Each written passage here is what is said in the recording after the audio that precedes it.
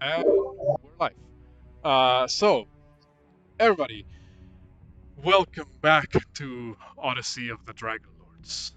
Uh, in the last session, the party of the prophesized heroes of legend, Drakgar, Porunga, Exandri, Metius, Derek, and Juno, all, embarked on their third great labor to light the Mithral Forge.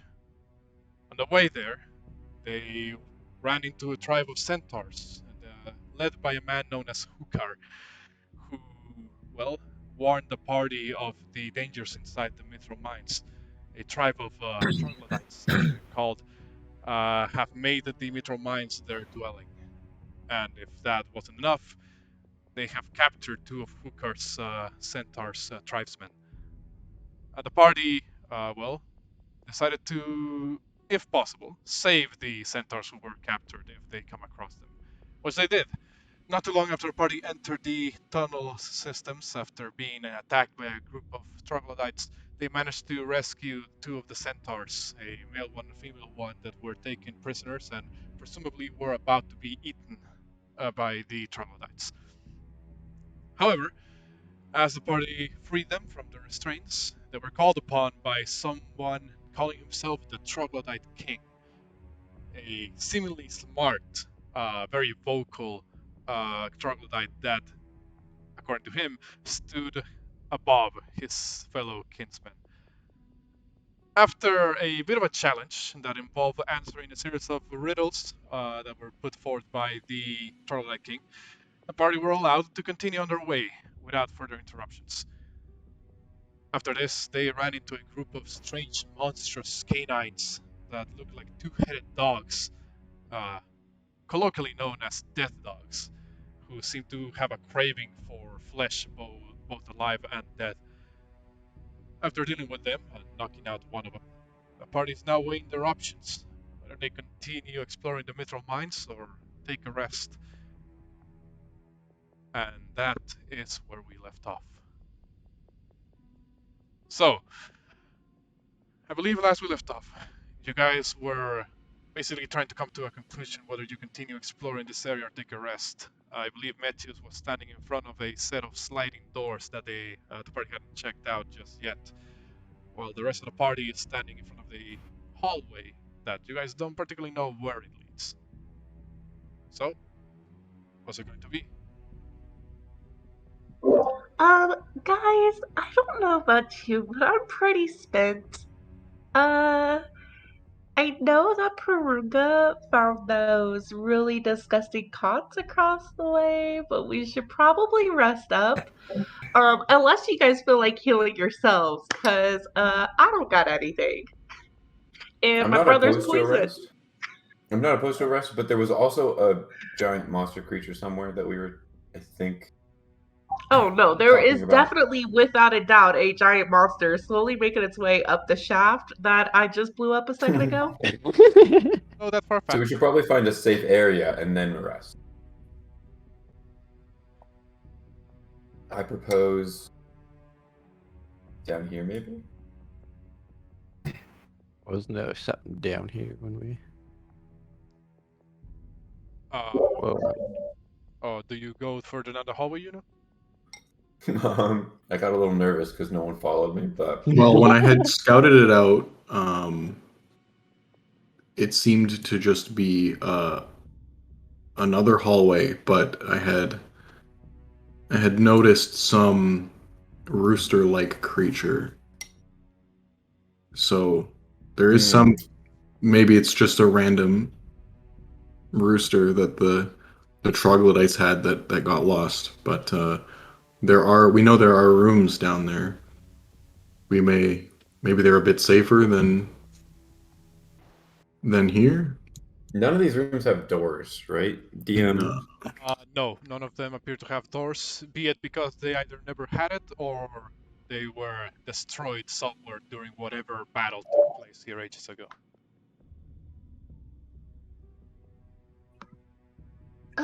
So just making sure we're not taking any sort of rest. Because if so, let me bandage up one of your wounds, and everybody needs to know that Derek will be the party healer if we run into another fight. I think so I think a everybody's rest prepared. would be good. Yeah, I definitely think so also, too. I'm just trying to think of where we can do it without that monster calling up the hole. But Should we do shifts? we could do shifts. Is that what the group is agreed on? Yeah, let's at least move into one of these rooms. Which of these rooms do you all move into to rest? these furthest back ones, of course, are going to be the best. But how should these shifts work? Is it one person or two people stay up at a time? Well, Yeah, probably. It's at this point that I get into the mechanical aspect of a rest, for those who may not remember or not know. There are two types of rest. A short one, which involves an in-game 1 hour worth of rest, where you can roll up hit die if you need to heal up, but otherwise don't regain much of resources unless your class specifies that they are recharging on a short rest. And then there's a long rest, which involves 8 hours total, 2 of minor physical activity and 6 of rest, like actual sleep or trance if your race does not sleep. During which those 2 hours of minor physical activity can be spent keeping watch.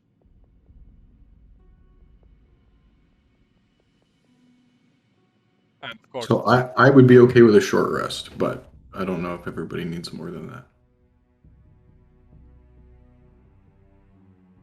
Out of game, I need a mind refresher. What all can a cleric gain back? I really hate the new layout for Roll20 because all of my stuff is all this mixed up. I need to do a long rest. Feels bad. I think my character needs a long rest. Yes. So everybody needs to. Okay. Well, that's fine with me. Okay. I would just shoot people with my bow. Okay, let's do a long rest then. I'm sure that this room is safe enough. I mean, the walls are stone, and if with somebody watching, we can at the very least, like if we really need to, run down the hallway. However big that creature is, I can't imagine it fits in these small hallways. Also, like I had a So, like, you know how Grandpa was talking about the Forge Masters missing somewhere in here? Yes. Well, we never really asked if, like, the Forge Master was, like, human or if they were, like, special species. Well, Vulcan described the spirit or master of the Forge as some kind of almost an elemental. So we know we're not looking for a person, and it's unlikely that we're looking for like a creature like Damon was. It's probably just a big ball of fire. The thing that I seen down the shaft before I blew it up, it was like not human, but I really couldn't tell what it was. So, like, what if we kind of, like, just shout down? Well, it already knows we're here. So, like, what if we just kind of, like, shout down to it and, like, ask if it's the Forge Master? I mean, if you want to do that, go ahead. Did it seem to you like it was magical in nature or biological? I will say, because you rolled pretty high perception. I rolled, 2 23s back to back. I will say you noticed that it looked like a dark silhouette and solid too. It didn't look like a moving, flaming, effect or anything like that. It also looked pretty big, but you may believe that may have been due to the flash of light and the angle that it came from due to the explosion, the way the silhouette came out. I would tell that to Metius as I continue to tend to my sleepy puppy. Well, Mind I don't think that matches the description. Okay, I was just, I was just checking. so just Like how our So cat. you guys. I mean, if we do a short rest, we do a short rest. I could still use bandages on everybody but my brother. But he's Well- poisoned, and I can't fix his poison status without a long rest. that is correct. Yeah. I believe it is either some one of you was affected by the dead dog's poisonous effect. It's Juno, Uh, wasn't it? Yeah, but I was healed. No, I Oh, that's healed right, that's Juno, right. and then Okay. I threw the torch down the well, and then the acid came up and poisoned my Yeah, brother. I poisoned it. Yes. So we've all What if- agreed on a long rest. Then that's the most effective thing. We should take a while. I mean, we have been through quite a bit. In that There's no like mechanical, I guess, out of game. There's no like mechanical like, there's like a giant rotting 3-headed dog corpse. Like, are we gonna get a bad rest or? not really. I will say, like, even though the creature is dead and rotting, there is, there is like a horrible smell in the air. Mhm. I believe it would be anything that will prevent you from sleeping. It takes Okay. a while for your nose to get used to the smell, but you can, if everything goes right, you will be able to complete your long rest.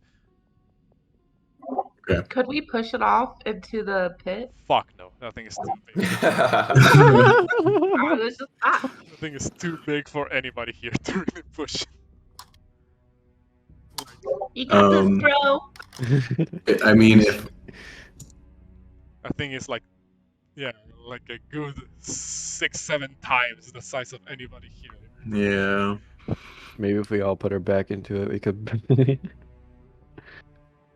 the only issue that might cause if we do try doing that is stirring up that beast. It might the scent of blood. We don't know what it is.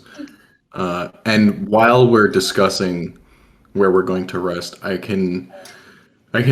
use prestidigitation to clean up the beds Hey, so that they're I was not as gonna do that too.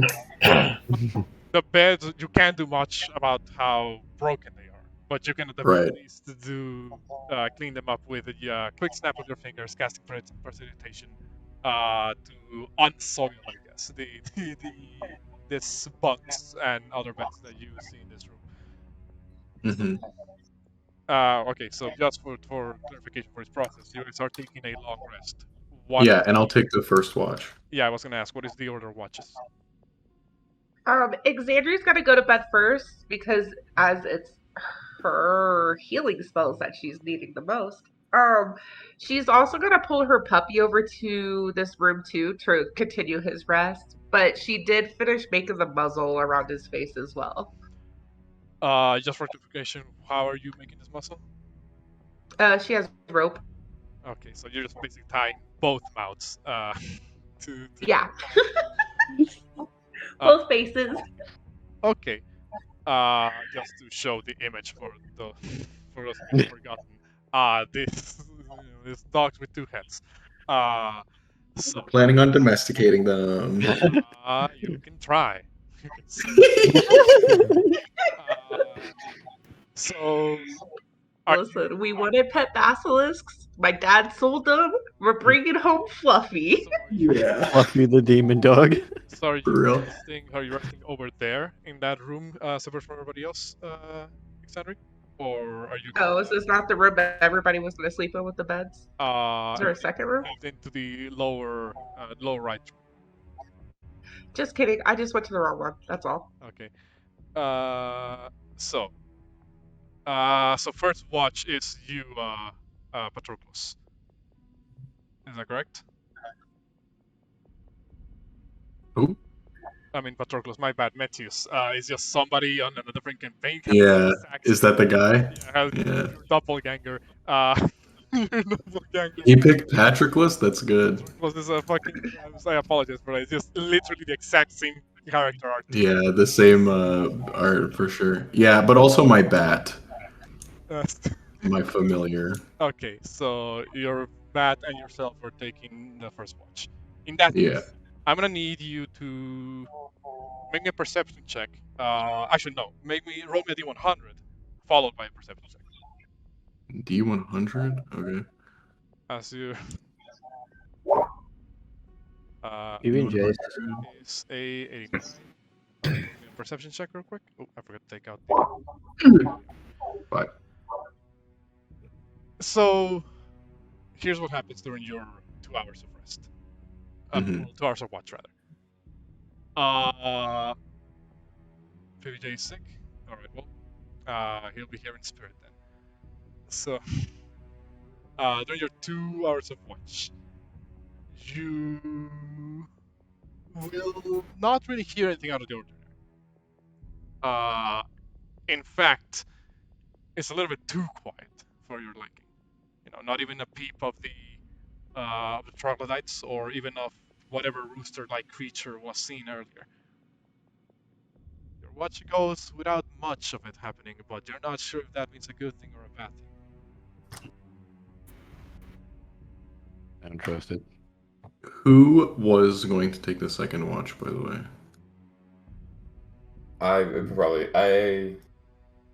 Who's the least hurt? Probably me. So it probably would have been me. Or Derek, maybe. Okay. I mean, who are you waking up for this? I'll go next. Right. Waking up Juno, Metius? Yeah. Right. So you go over, tap Juno a couple of times. Tell him, hey, it's your turn to take a watch. Same thing with you, Juno. D100 followed by a perception check. D100. Perception check inbound.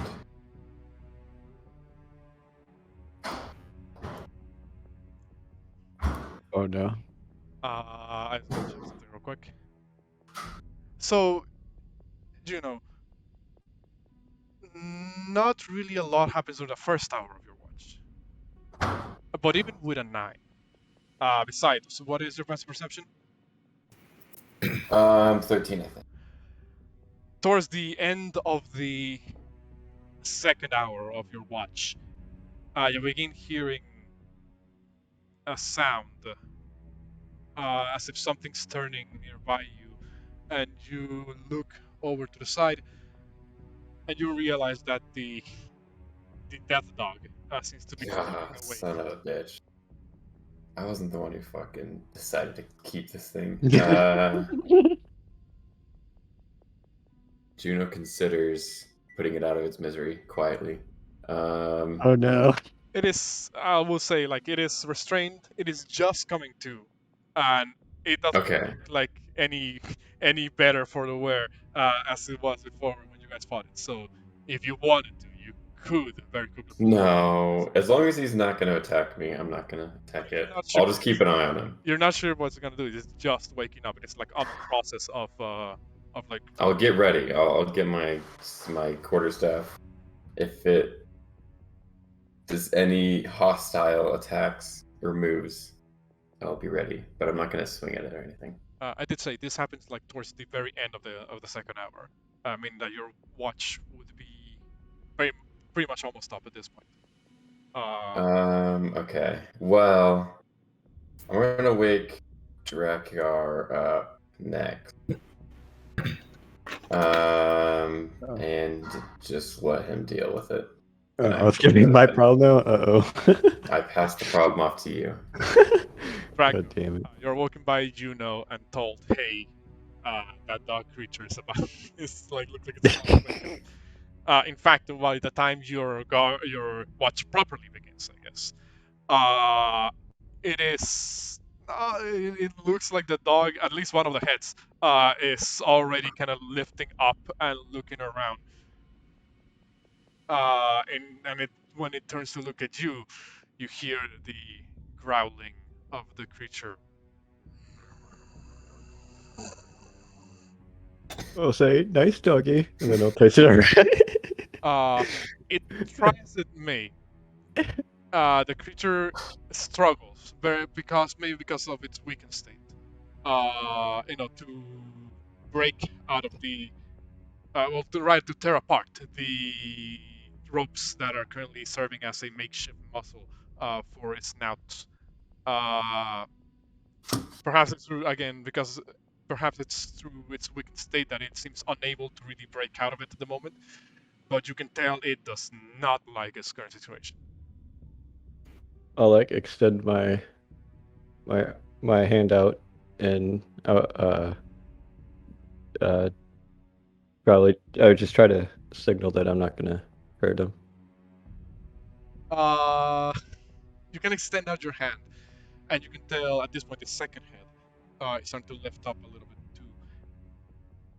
It does not seem to like you approaching it, especially considering its current state.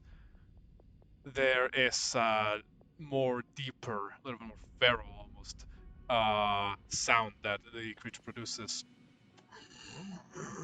Okay. And then I'll step back and have my axe in my hand in case it tries something. It doesn't seem to try something. You're not quite sure if it's because it's smart enough to understand the situation, but rather out of a sheer survival instinct. It doesn't quite launch at you right now. However, it is now awake. And you're fairly certain that, well, it's not quite looking at you with the most affection in its eyes, shall we say.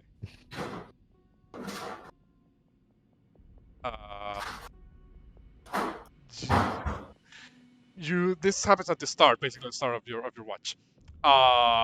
Same thing with everybody else. D100. Everyone here?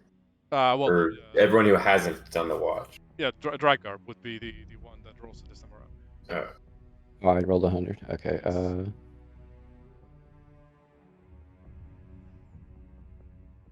Roll me perception real quick.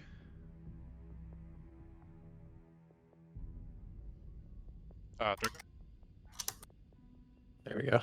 Sorry, I was trying to find the button. You notice something at the corner of your eye. Oh no. Though part of your attention was focused on, man, I hope this death dog doesn't like break out and start like biting us to death. Another part of your attention was focused on, all right, hold on, I have a watch, I need to keep attentive. You spot at the corner of your eye what at first you believed was just your mind playing tricks on you. You are pretty tired after all, because you swear you saw a segment of the wall move on its own. You cannot have a double take to it, and you notice that in one of the walls, almost sticking to it, pretending to be part of the wall, there is what you believe is what you realize is a troglodyte, almost doing like this chameleon walk alongside the wall, not like sticking to a wall, but rather having its body very close to it, to the point where their gray skin almost seems to blend in with the surrounding gray walls. At some point, it seems to stop and realize that you're looking at it, and seems to just kind of stay there looking at you. Something?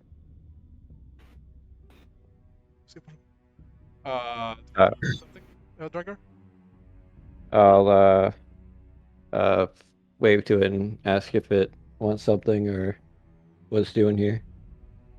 Kind of looks over to the side, and you see their eyes can like wander around, sometimes stopping occasionally to look at the two death dogs that still remain here, both the dead one and the living one currently still growling at you.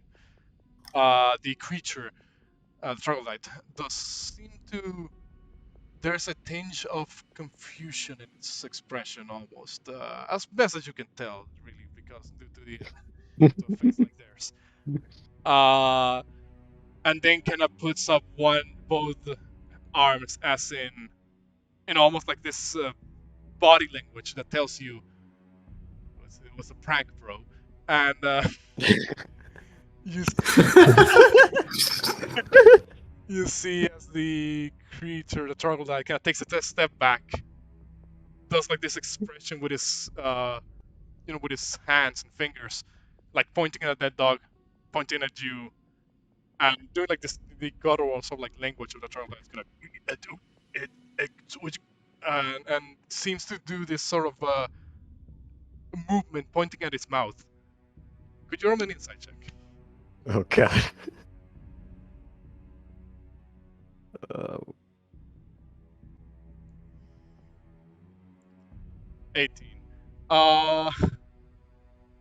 You believe it is trying to, like, by gesturing at the dead dog and the one that's alive and the one that's dead, and gesturing, doing those sort of body language mannerisms, you believe it's trying to ask you, are you gonna eat that one? oh no. I'll shake no. Then I'll say no. one with like this sort of different motions. No additional check needed, but it almost seems like it's asking, may I then? He wants the dead one, right? Not the alive one? Seems to be pointing at that one, yes. Yeah, I'll say yeah. The troglodyte then nods along, and you see as grabs the body of the death dog and slinks back into the shadows. Taking Oh it.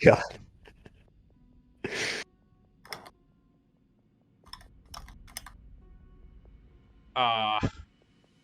You hear an even more angrier, like, Oh no. growling from the living one, almost as if they wanted to eat it.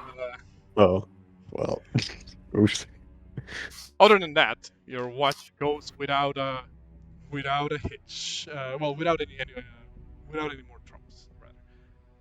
I believe we had Metius, Juno, Drakgar. Last watch. Who's taking the last watch of the day?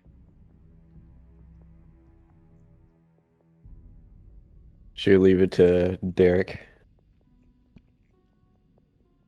or PPJ? Is Derek here? Pumo? Heard his mic move.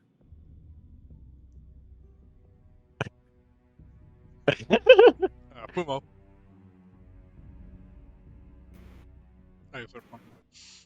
Or should we?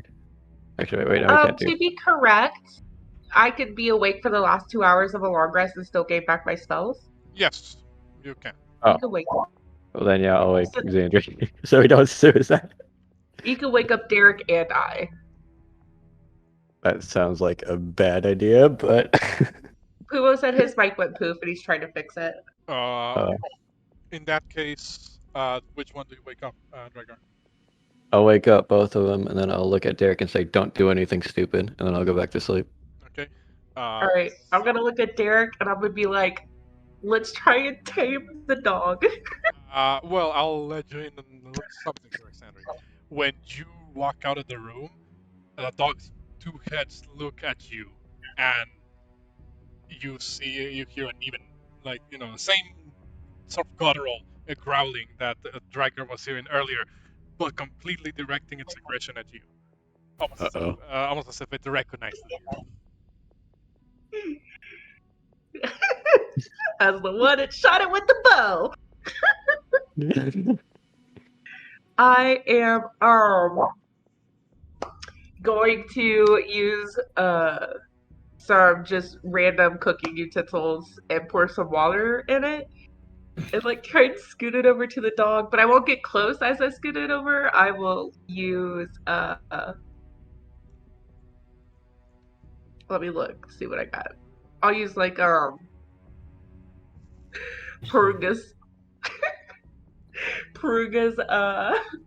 what do you call it? Walking stick to like push it over there.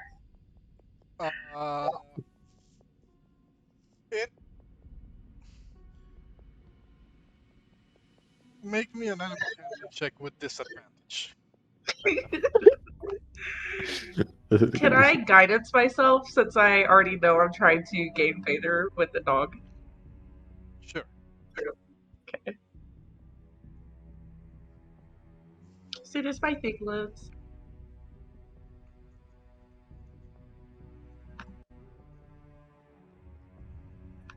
Let's look here. Nice. Oh, Roll. Nice. So a 20. The one still looking at you. The other one seems to like sniff out and try and see what is it that you're trying to give it to him. It's just some fresh water, and then I'll take some of my dried rations out as well, and like scoot them over there as well. Mind you, it is still muzzled on both heads, meaning it can't actually open its mouth to eat any of this. True, true, true. So do you unmuzzle it or? I'll attempt to get closer I will do it really slowly, and I do it from a low angle as well as to not look intimidating. And I will try and get a little bit closer to it to see how it reacts. There is still an underlying subdued aggression, as it were, on the death dog. While you may not have fully, convinced it to be tame, shall we say, for that meantime, it seems to, not look a gift horse in the mouth, so to speak, and seems keen on just eating, drinking, anything really. But it's not content on eating or drinking anything? No, I said it is content on eating Okay. anything it can get its hands on, or mouth on, rather. Sure. So I'm going to cast Sanctuary on myself. And then I'm gonna just like very slowly move and try and take the muzzle off of the one that seems less wary at the moment. I mean, both heads doing the same. Well, one head is currently looking at you. The other one is kind of, sniffing at the, what you handed over. Alright, I'll do the one that's looking at me, so that way I don't startle the one that's not paying attention. Make me slide a hand check. Oh, Jesus. Can I guidance myself since I know I am actively doing this? I'm gonna say, if it sees you cast a spell on yourself now that you're like a little bit closer to it, would probably not react too good. So I'll leave it up. Okay, it's okay. I got Sanctuary. I'm putting all my faith in Sanctuary.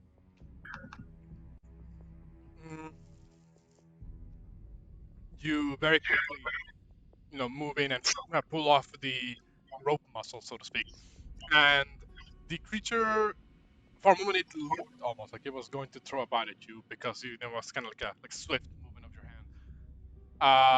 But after you reel back your hand, take out the muscle, the creature seems to look at the other head, and then look down at the rations and the water, and just immediately begins to devour all of them greedily. Alright, I will pull out a little bit more rations and put them down, and go to do the same to the second head. So he could also enjoy some food. Okay. No check this time around. I'll say you can do that. Both heads seem to eat with reckless abandon, not really caring about your presence at the moment. All right. So it is effectively no longer restrained.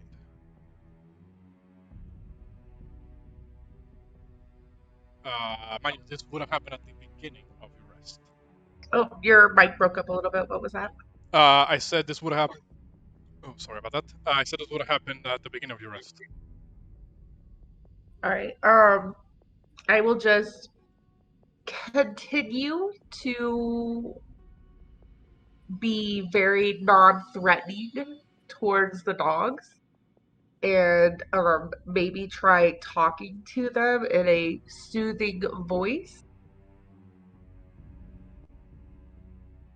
Using my knowledge of my sirens and how I know that I could be charming.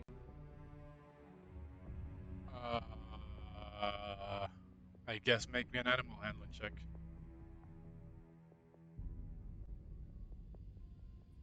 And I would have also woke up with Songs of Sorrow versus Flight. Okay. My long rest. So make me an animal handling check real quick. Oh my. The dog does not attack you. In fact, Woo. it doesn't even seem to detect you as an enemy for the time being. Rather, it seems to, after it's done, dealing with us, with the rations and all of the other things that you throw at him, the creature seems to move back and walk back to the bigger, currently dead Cerberus, and begin to chomp at its dead flesh once again. She's just going to take this whole experience as a win right now. That she's not hurting or poisoned. I'll say after that, the rest of your watch continues without any further interruptions. Okay. And with that, the long rest is completed. Phew, we lived. Replenish your resources. Go ahead and fill up whatever needs to be filled up.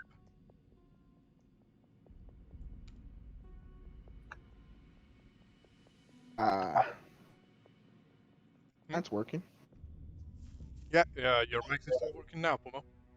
Screaming at it for like 5 minutes. I hate this so much.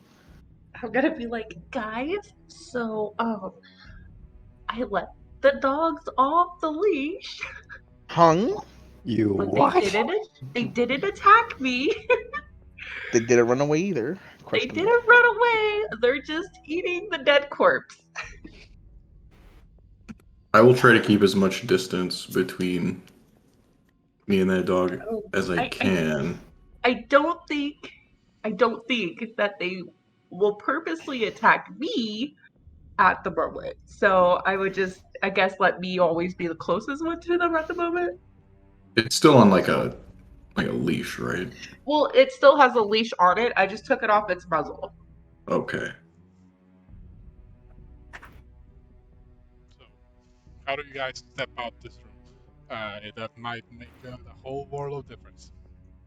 Oh no. I will very, still non-threateningly step forward so people could come out of the room. We'll go last, and I will try to mimic Exandri's movements as best I can. Mind you, the character isn't looking really that way, right?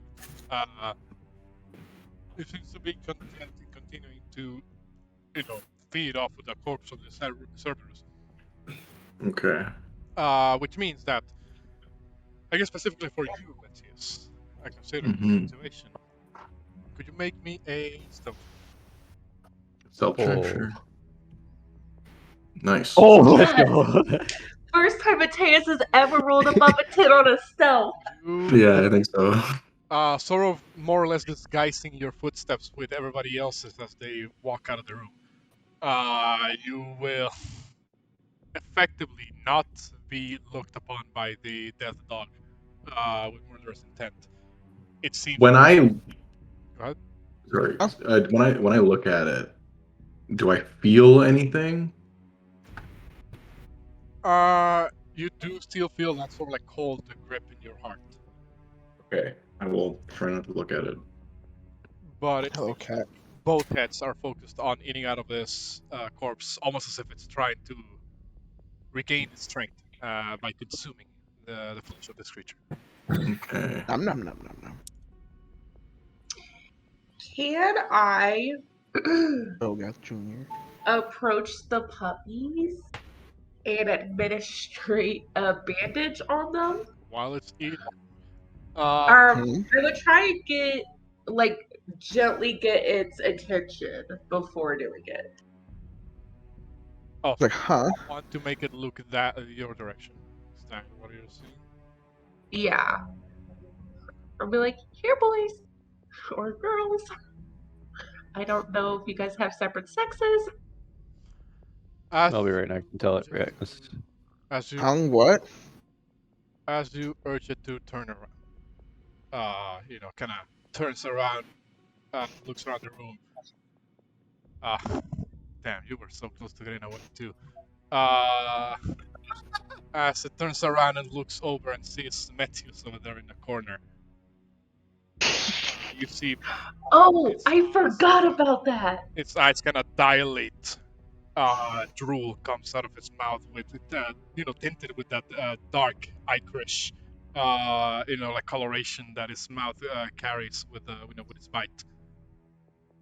And you see as immediately it lunges towards Metius, and I'm gonna need everybody to make me initiative rolls.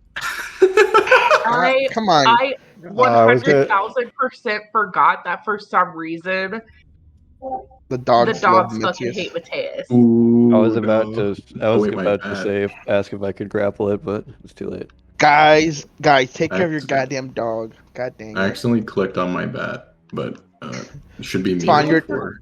bat doesn't attack. It's fine. Why do these dogs have a hankering for Metius? This is Human. odd. He looks like a mailman. That's why. He's the only human in the pack. That's why. That's all I Look at heard. Metius. Oh, look at Metius' outfit. It looks just like a mailman. Yeah, definitely. Metius, you're not cool enough for the different species squad. I guess so. So, Hold up. hold on. Click myself. Hold up. I was the.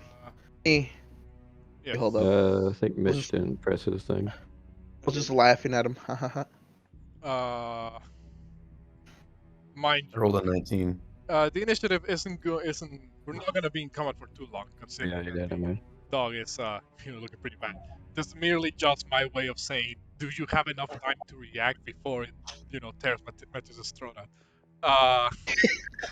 So you Come on, guys. like this all happening like slow motion.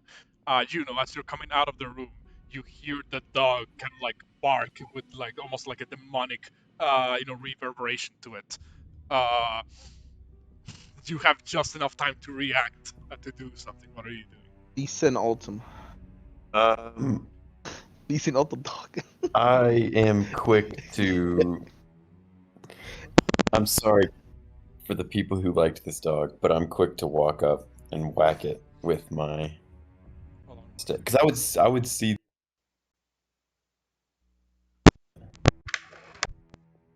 Like that was. Had some audio issues there. What were you saying? I would see that the dog is about to lunge at Matthias. Mm-hmm.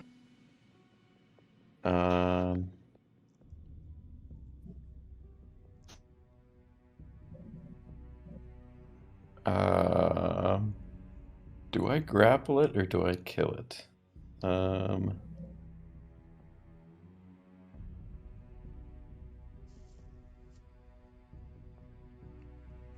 I guess I'm going to hit it because I don't want to get poisoned again. I'm gonna hit it with my quarterstaff. Animal abuser. I'm sorry, Xander. Mm-hmm. Animal abuser. Right. You hit it. Cool. Bad doggy. It was basically all but dead. So really, it is A shot. the initiative was more of a well, not pretense but formality. So how do you get rid of this dog?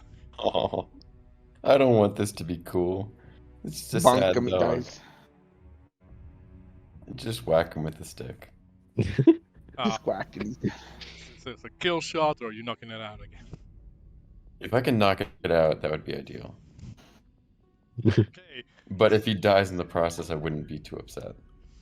So you kind of swing over with the quarterstaff. You feel you hit its jaw somewhere along the right side of its head. Hits plural, and you hear another like whimper almost, guttural and horrible as it may be. The creature falls asleep again. Oh well, goes unconscious rather, not asleep. Goes to sleep forever. Alright, so what are we doing about this damn dog? It's gonna try to kill Matthias again. Actually, isn't it? Is anybody else curious as to why the dogs seem to go rabid every time they see Metius? Teus, check your This pockets. happened when we first fought them too. They literally ran past everybody and beeline for Metius in the back of the group. Be like a racial thing. I wonder if it's because of that book he has. Maybe it's the book. The yeah. book is destroyed. Oh. Oh yeah, we did destroy the book. Okay. Are you cursed? It's Do you feel possible. different? I don't. I think I've always been a target. That's all. That's the only way I know how to describe it. I'm just not lucky, I would say. Probably is cursed. It's a curse. Who knows? Knowing these lands is entirely possible. So what we doing with the dog then?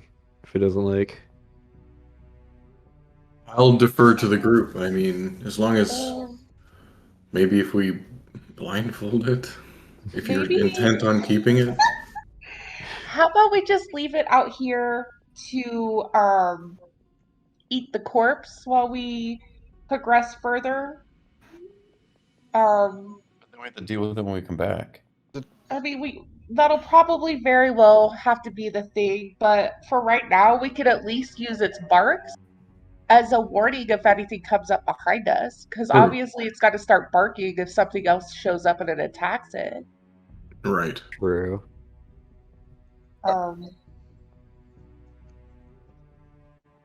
As long as it just doesn't see Metius, I don't know. I also, man, I wish my auntie was here. Why did you guys let me piss her?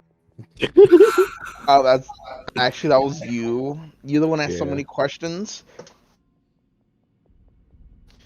Told you should have got her hammered so she'll feel a little more vulnerable that she could answer all the questions. Absolutely No. not. No. I mean, to be fair, I still have questions to ask. Oh, and there you go. See, Matias. Think Um, changes. I'm going to send a silent prayer to my auntie, Auntie Kyra. I'm very, very sorry. This place is scary. There's somebody down in a pit. We don't know what it is. There's death dogs, and they have a hankering for Metius's flesh. We don't know what that means. Please send assistance. Love you. Lost. Bye. No response. Ethically silent. No response. Can I check out this door? Yes. I did mention these are like this set of double bronze doors that, however, look a little bit thinner than any other set of double doors you've seen. The way they're kind of indented into the walls makes you believe that they like slide alongside the edges of it. You do see on the right side of the elevator a plaque. It's a plaque rather. My bad. It is written in what you believe to be Dwarvish, so you don't actually understand what it says. But it's almost like a not really like a warning sign, but almost like an announcement.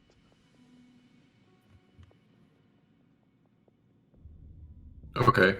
What do you wish to check out about these doors? Can I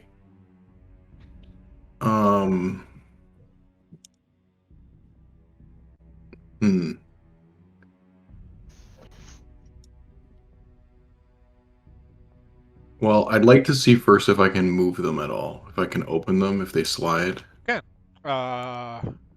It takes a bit of effort, but you manage to slide them both as apart, if that's what you want to do. Yeah. As you slide them apart, you see that inside appears to be a smaller chamber. Oh, There is almost like a wooden platform with a not really wooden platform, like a bronze platform rather, with a dark iron, almost cage exterior. You see this leering, sort of like dragon heads that are engraved into the sides of the walls.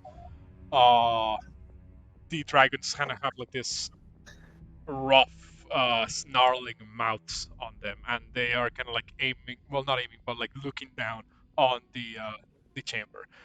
On the one side of this 10 by 10 feet chamber, you see what appears to be like almost like an object that looks like a panel, a control panel. There's levers in that segment that you believe may be connected to some form of mechanism, to this chamber.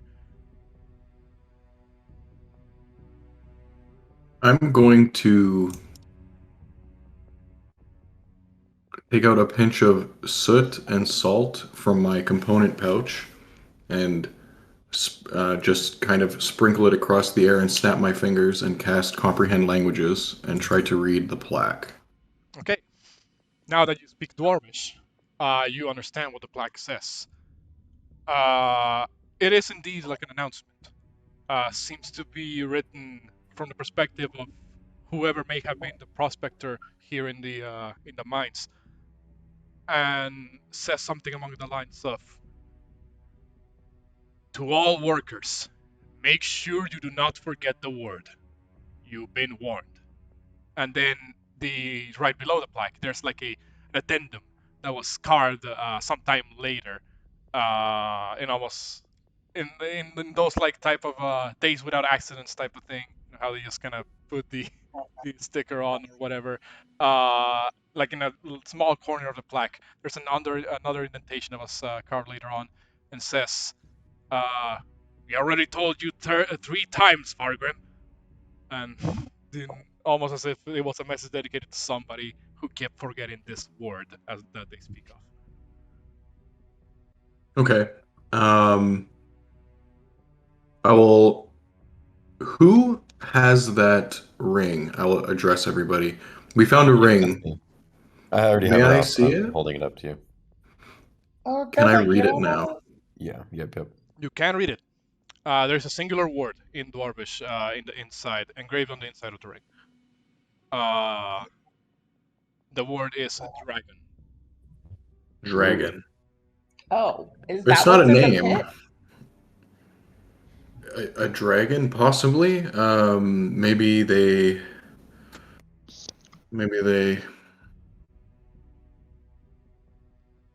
This plaque, I will explain to the group what the plaque says. And I'll say maybe that maybe this ring was a reminder, or maybe it has nothing to do with this strange room at all. But it seems like there are some pieces that we need to put together here. It could be the dragon is the word that they're talking about. And the ring was, yes, like you said, a reminder of so they wouldn't forget or something. Somebody say dragon? No, Maybe. Derek. Oh, excuse me. I You think have we could a ask for a dragon word. lord We should say here. dragon for now. Derek, please, please, please, please, please, please. I'm an Drop that expert in dragons here, okay? Can you say dragon we in I don't know get Dwarvish? about it, we you. get it. You're an expert at pillaging, plundering, and everything bad. We get it.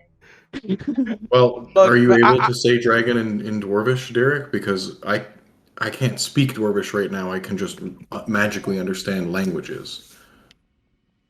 Probably So- not, but I can try to give it a go if I can. Okay, what would it be? Well, let me finish, Derek. Just common and where's the other one at? He knows Common and Sylvan.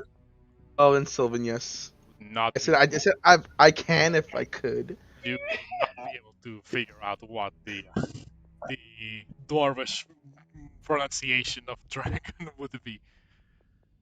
Oh my. I will say dragon and giant, and hope it's close enough. Where would you be standing at when you say this? Just where I am in front of this room. Oh wait, I speak Draconic. Don't Apparently. you don't hear anything or see anything for that matter. Oh wait, no, never mind. You don't hear or see anything, Metius.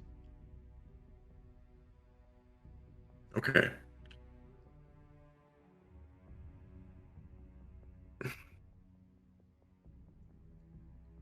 I'm going to step into the room.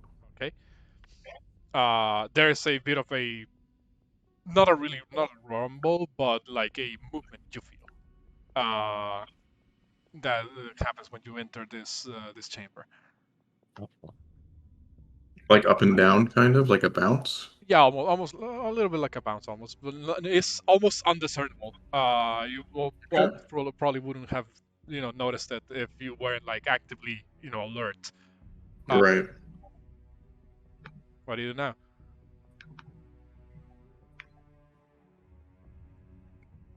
Is there anything that I can like? Does anything look like it might be a lever or a button? Say there's like a panel on the left side. Again, also made out of like dark iron and bronze that seems to have a number of levers in there. Are they labeled at all?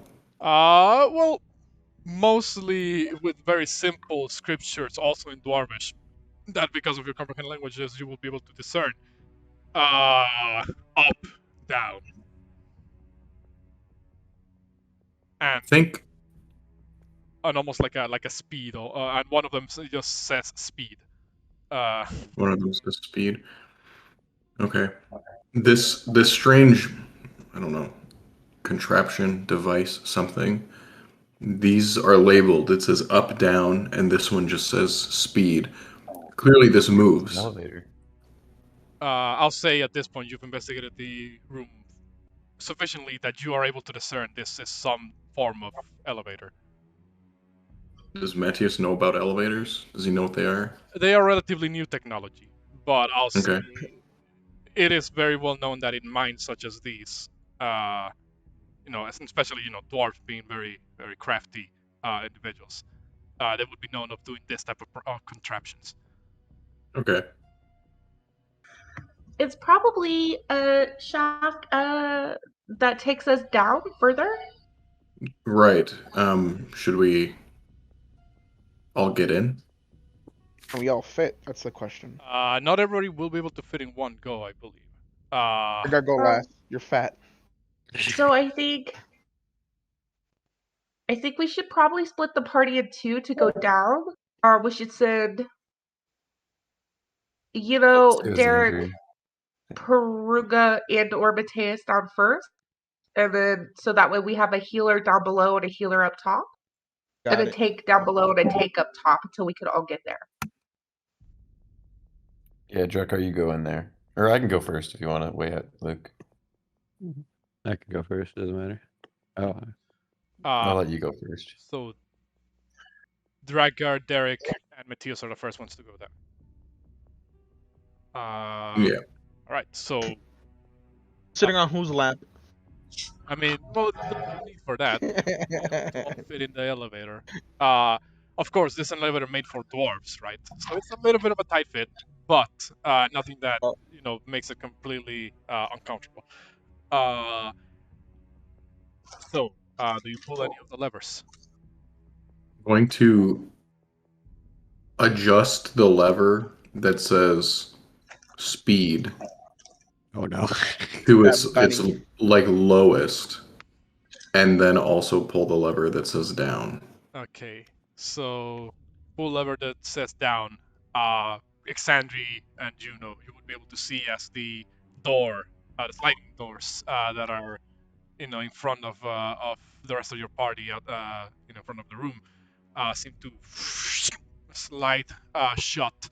As soon as this happens, the rest of you guys will feel that the the elevator begins to move slowly, very slow. You feel as it goes down somewhere. You're not quite sure where this will end up, but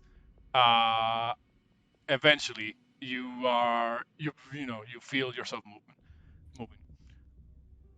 If I look around the room, do I see anything that looks like a depth gauge or something like that? You don't actually, but there is one thing that you do notice. Besides that, you notice that at some point during your slow descent into whatever other floor may be, you do hear a weird sort of like motion that isn't the sounds that the elevator is supposed to be doing, or rather, is separate set of sounds that the besides the movement of the elevator. You hear almost like a thing switch into place, and you turn around and you notice that the mouths of the dragon carvings on the elevator seem to begin pouring a oily substance down from their mouths into the elevator proper. Okay, I will say dragon in giant again. Right as the last bit of the oily substance kind of falls down, covering like this whole floor area where you guys are in, you say dragon, and you hear a other sort of mechanism kind of switch back into place. Oh no. Nothing else happens. The elevator continues on its way. Okay. I'm going to just nervously look over at my companions and keep slowly going down. So are we all covered in baby oil, kinda? Well, no, the floor you're standing on is covered in oil. It wasn't like a pouring down of oil. It's almost like a slight stream coming from the carvings of the Right. mounts. Let's see. I'll say you guys will eventually, very eventually, make your way down onto the lower levels of what you believe to be the lower levels of this area. At some point, the elevator just more or less comes to a stop on its own. And as it comes to a stop, you hear this clicking sound as the set of doors that you find yourself now in front of seem to almost like shift into position as if being ready to open.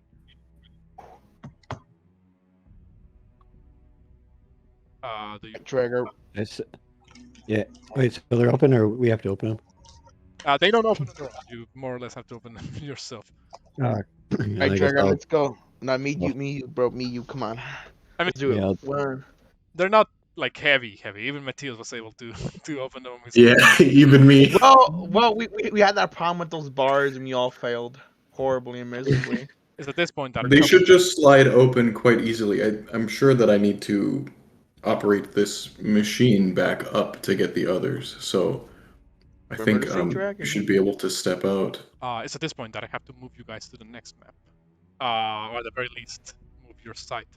Let me see, spectator mode for those who not here. I forgot the spectator mode was just a fucking first. There we go. That should be visible for everybody as I move you guys here. You find yourself in what appears to be a not that long corridor. A little bit dark for those of you who don't have dark vision, except for the fact that there is a source of light just around the corner that you can't quite fully make out of. At least not from this position. But something around the corner is emitting some degree of light. I'm just gonna stay right here until the rest come. All right, I will wave them off and this time set the lever to up, and I'll put the speed not quite about at half, I would say. Okay. I'll say eventually you will be able to make your way up for process of time. Again, doors easily slide open as you move them, and Alexandria and Juno, you would be able to see, Metius now alone in the same room. The oily substance slowly trickling down through the small like grates on the side of the of the box that is the elevator.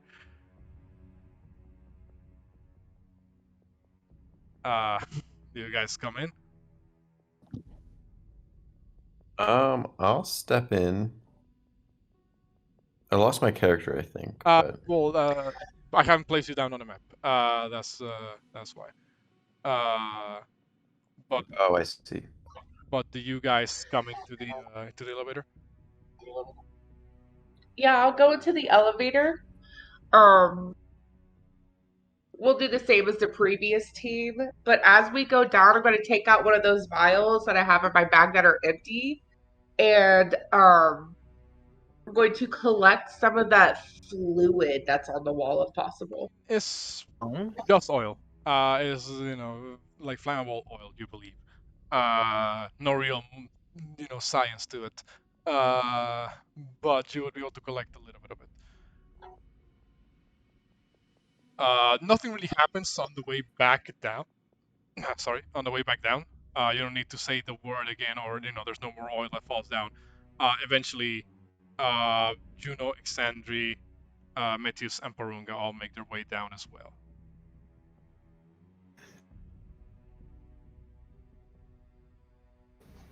I can get rid of the spectator mode.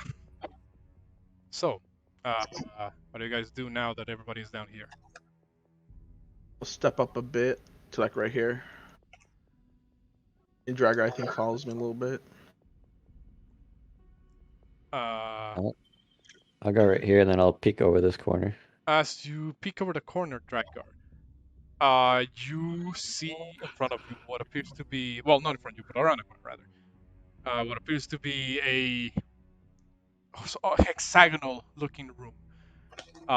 There is a circle in the middle that emits a sound of bubbling. The heat that it generates leads you to believe that there could be some degree of lava, magma, perhaps. However, you notice three more other things that catch your eye. Oh no. As you look around the corner, you manage to catch like a little bit of a glimpse of what you believe to be another death ball, currently laying down on the ground nearby a circular object, almost like a sphere of sorts, that, while you can't actually make out what the intended purpose of it is, it could very well be some form of magical artifact, considering that it has a lot of runic carvings on it that you're not quite sure what it could mean. You for a moment do see a movement in the vat of lava that is in the middle. What almost looks like fins of a creature. Fishy. So there's a death dog, an artifact, and then something moving in the lava pit thingy. Mm-hmm. Okay. I'm sure the guy moving in the lava is the forge guy we're looking for. That's what I'm thinking, but I'm going to go to the crew and say, Metius, it looks like there's another death dog. You should probably stay back. There's also an artifact, and then a lava thingy might be something related to the forge or something. Understood. Water, lava fish. In fact, I guess it's time for me to show you guys how the general atmosphere of what you believe to be the forge. This be the heart of Wow. the forge then? Whoa. This be considered the heart of the forge? Not yet. You're not quite sure, but it does, the heat, the magma, you believe this could be somehow related to the forge. It looks so nice, but why does it look so dirty? It's been abandoned for such time. Probably because it's abandoned, Derek. Could do some remodeling here. Make it the next Dragonlord base. No.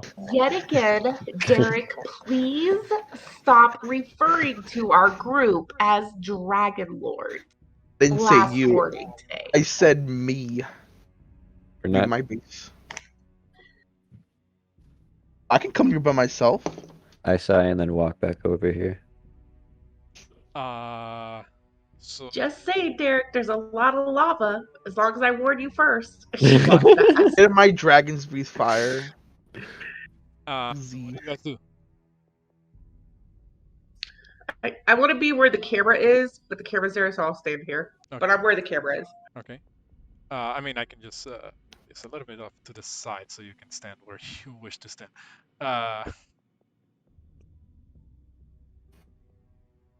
Cool. Well, we could check out. Luke, did you say the dog thing was the left or the right? Well, now that you're standing right there, you know, you would be able to see two death dogs, one on each side of the spherical. Oh, I see. Oh my god. I'm gonna go check this area out. I'm starting to feel like death dogs are just the guardians of the forge.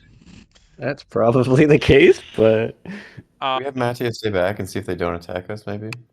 I'll stay back. They are currently laid down, kind of like, like resting. You know how dogs kind of rest with all like their whole body kind of like laid down. Their heads kind of tucked over to the side, almost resting on top of their paws, their front paws. As So cute yet so deadly. As you move over to that room, you will see that this appears to be some form of armory, perhaps. It's lined on both sides with iron racks that seem to be used for holding weapons and armor. Almost all of those racks, however, have been tipped over. Lots of equipment untended for an indeterminate amount of time is sprayed out on the ground. Whatever weapons you can see, at first glance, appear to be either broken or corroded. There is bones in a couple of piles and corners of this room. That is what you see at first glance, at the very least. Can I open this crate? Same deal as it was with the rest of the room. It's like armor that is long, like rusted. However, if you want to take like a closer look into the rest of the room, you can make me a perception or investigation check.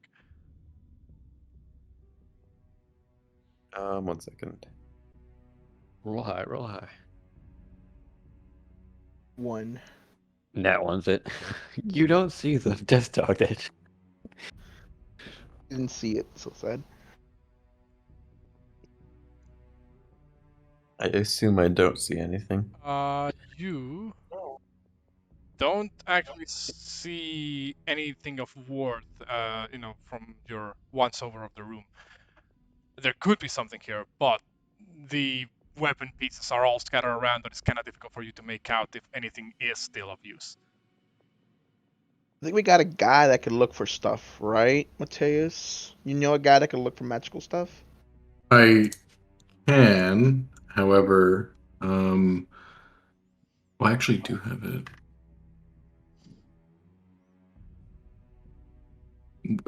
As long as I can not be detected by those creatures. Can you Do you have a remind way me? to like go invisible or something? I'm afraid I do not. DM, can you remind me when you ritually cast something, it's 10 minutes plus the casting time, or? Yes, it adds 10 minutes to the original casting time. Okay. We probably don't have the time for that. So you want me to look for magical items? Yes, in Well- between, in this room full of old stuff. Well, I will. Okay, then I will. Hear me out. We're not Mhm. here to look for magical items. We're here to look for the skulls of some dead dwarves that take them home to their families. And also to relight the forge. And to relight the forge, but that was kind of more obvious. Yeah. It looks kind of lit to me. There's a bunch of fire over here. Am I? That's lava. I'd like Same to. thing. That's lava, Derek. It's hot. It touch. It burns. It go owie owie. Say Metius. You want to I'd touch like it? to try to be stealthy when I move. Should I roll or? You can if you want. I did say the dogs appear to be resting and sleeping, so we're not quite sure if they actually are of your presence. Well, I do want to be sneaky. Well, I guess I'll just roll just in case, but all right, not that bad. I will go over to this room and that Drakgar is in, and I will cast Detect Magic, which will ritually or just a. No, I'm just gonna cast it. All right. So Well, you cast Detect Magic, and Mhm. something does ping on your magical radar, so to speak.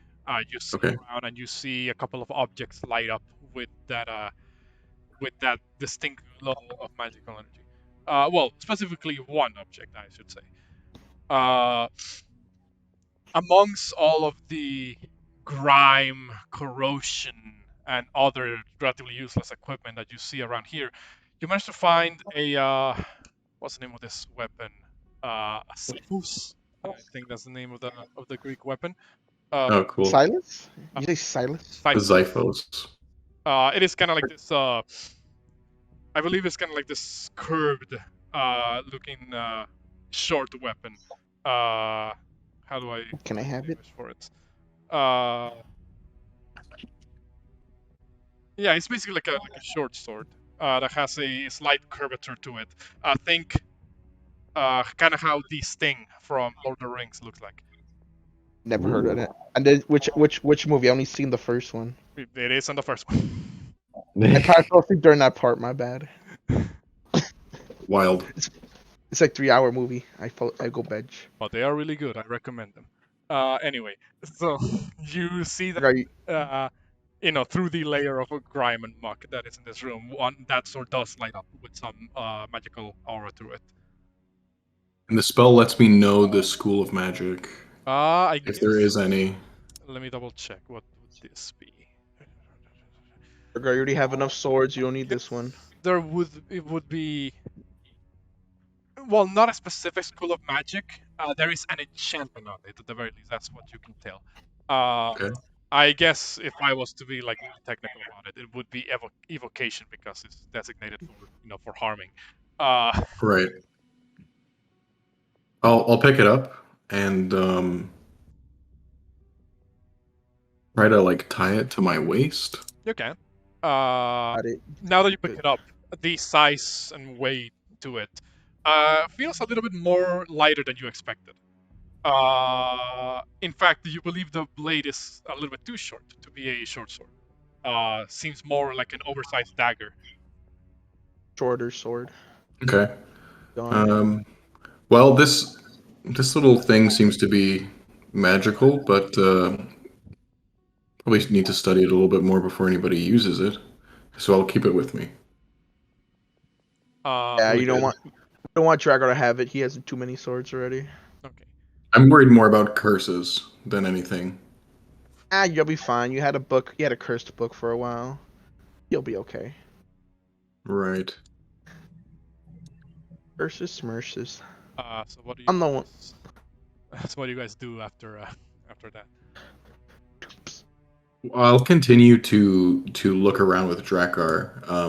I definitely don't have dark vision, but I do for 10 minutes can pick up some minor magical stuff. I'll say you can see, because there is light being emanated from the pool of lava right through here into right. So you can actually see what's inside the room, and like I described before, like there is the circular sphere, the dead dogs and the like. How far away does the detect magic go? 30 feet. 30 feet. As it stands right now, you don't detect anything magic in the immediate vicinity. I will continue to step closer to it as stealthily as I can. But I want to stay like kind of far enough away from the. I'm just gonna keep moving up really slowly. All right. Should You get. If I What were you say?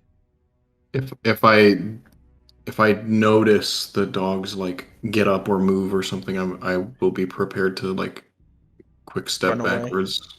Yeah, run away. Bravely Just run away, bro. Just run away. Don't even try to step up and or step back. Just run away. Move a little bit closer, and when you're right there,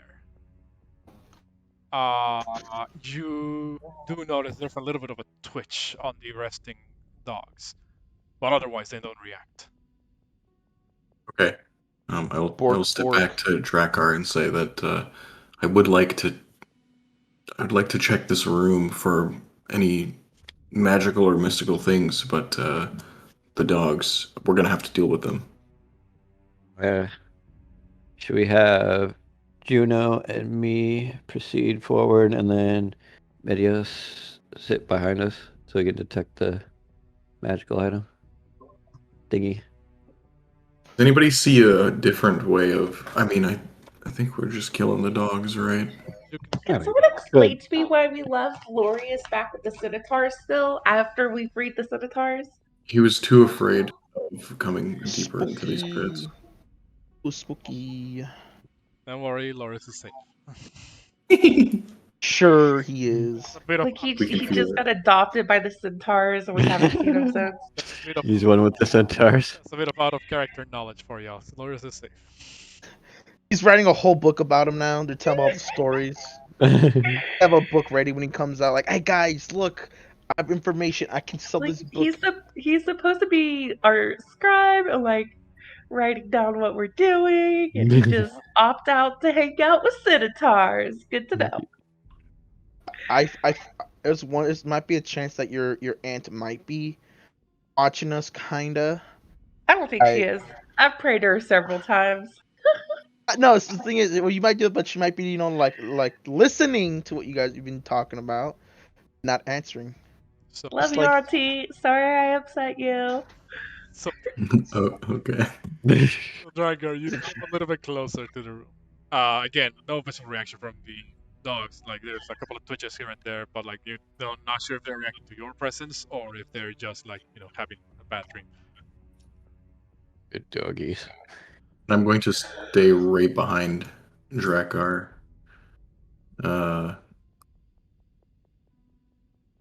In order to continue to like scout for anything magical. I'll say, Juno, do you want to come with? It's a big orb. Weird.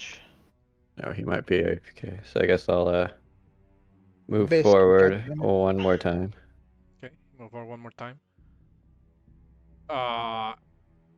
There is a slight reaction, barely tangible, from the dead dogs. It's as if they're picking up on the smell. Their ears twitch a little bit. God damn it, Metius. Did you eat? You do see one of their heads kind of look up, eyes slowly opening. It looks over in that direction. And you are not sure if it sees Metius behind you, Drakgar, but it does kind of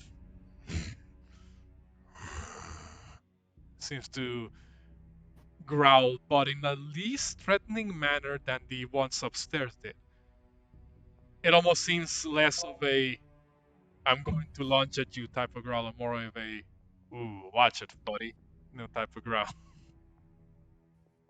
Guy, only one of them's reacting, or are they both reacting? At this point, the other one hears the sound, and another, one of their heads kind of pops up. They haven't fully stood. They have, but each of them has one head kind of looking in that direction, almost as if they're trying to figure out what you're trying to do here. Does anybody have like a hood or like a hooded something or a cloak or I will take off my myself? super expensive silky hood cape and I will give it to Matthias to wear. Thank you. Please And don't I'm going ruin to this. certainly I will be extra careful, and I'll try to cover myself as much as I can. And also, as I pass it over to him, I am going to try and nonchalantly cast Sanctuary on him. Okay. At this point, both dogs kind of growling at you guys. You begin to hear bubbling from the pool of lava.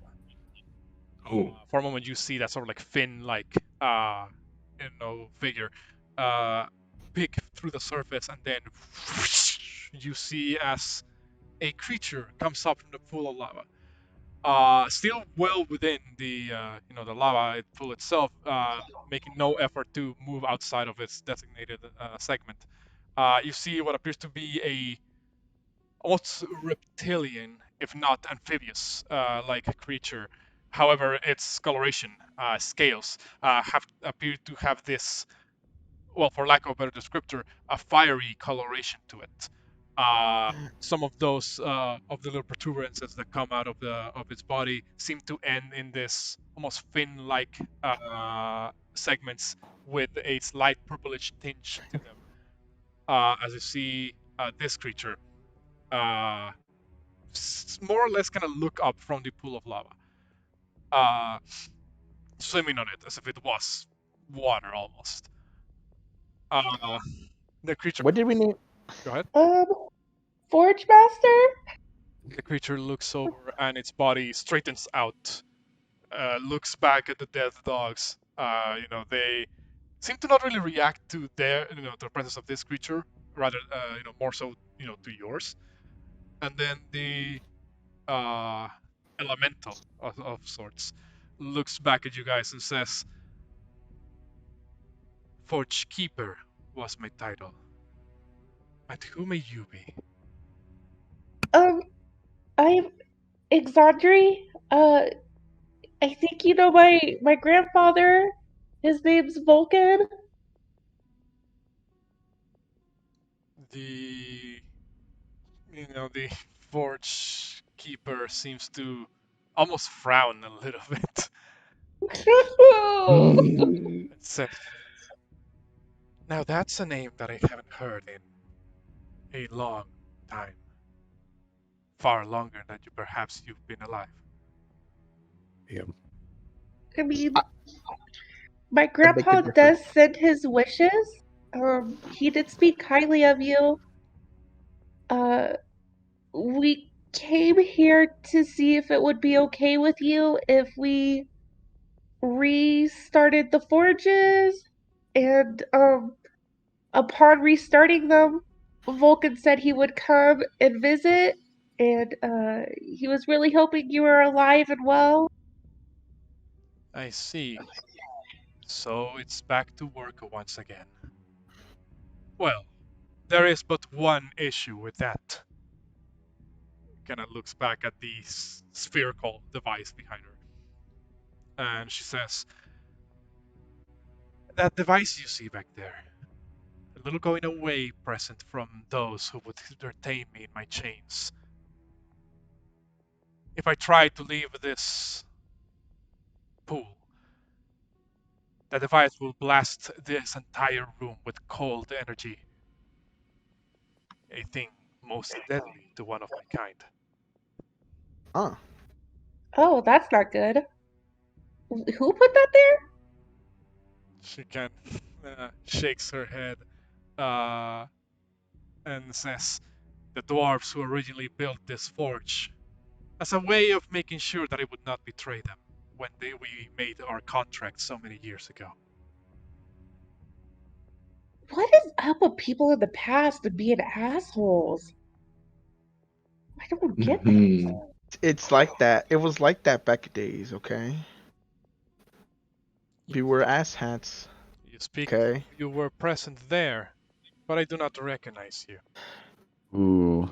Cause I was cleaning the dragons, okay? Don't worry, he was one of the assholes, but we're trying to reform him, so it's in the work. Formed. I'm like, ah, and I had no muscle. Also, my muscle, okay? You do not look. Keeper, Go ahead. do you know how this device works? I only know that if I try to leave this place, the device will surge with energy and cover the entire room with a veil of cold. Have you ever seen anybody interact with it? Long ago, but they kept the secrets of its making far away from myself. I do not Should we know try? precisely how it works. However, I do wish to ask you something. You do not look like the previous visitors I received. Who may you be? Previous visitors. Hold up. There's more.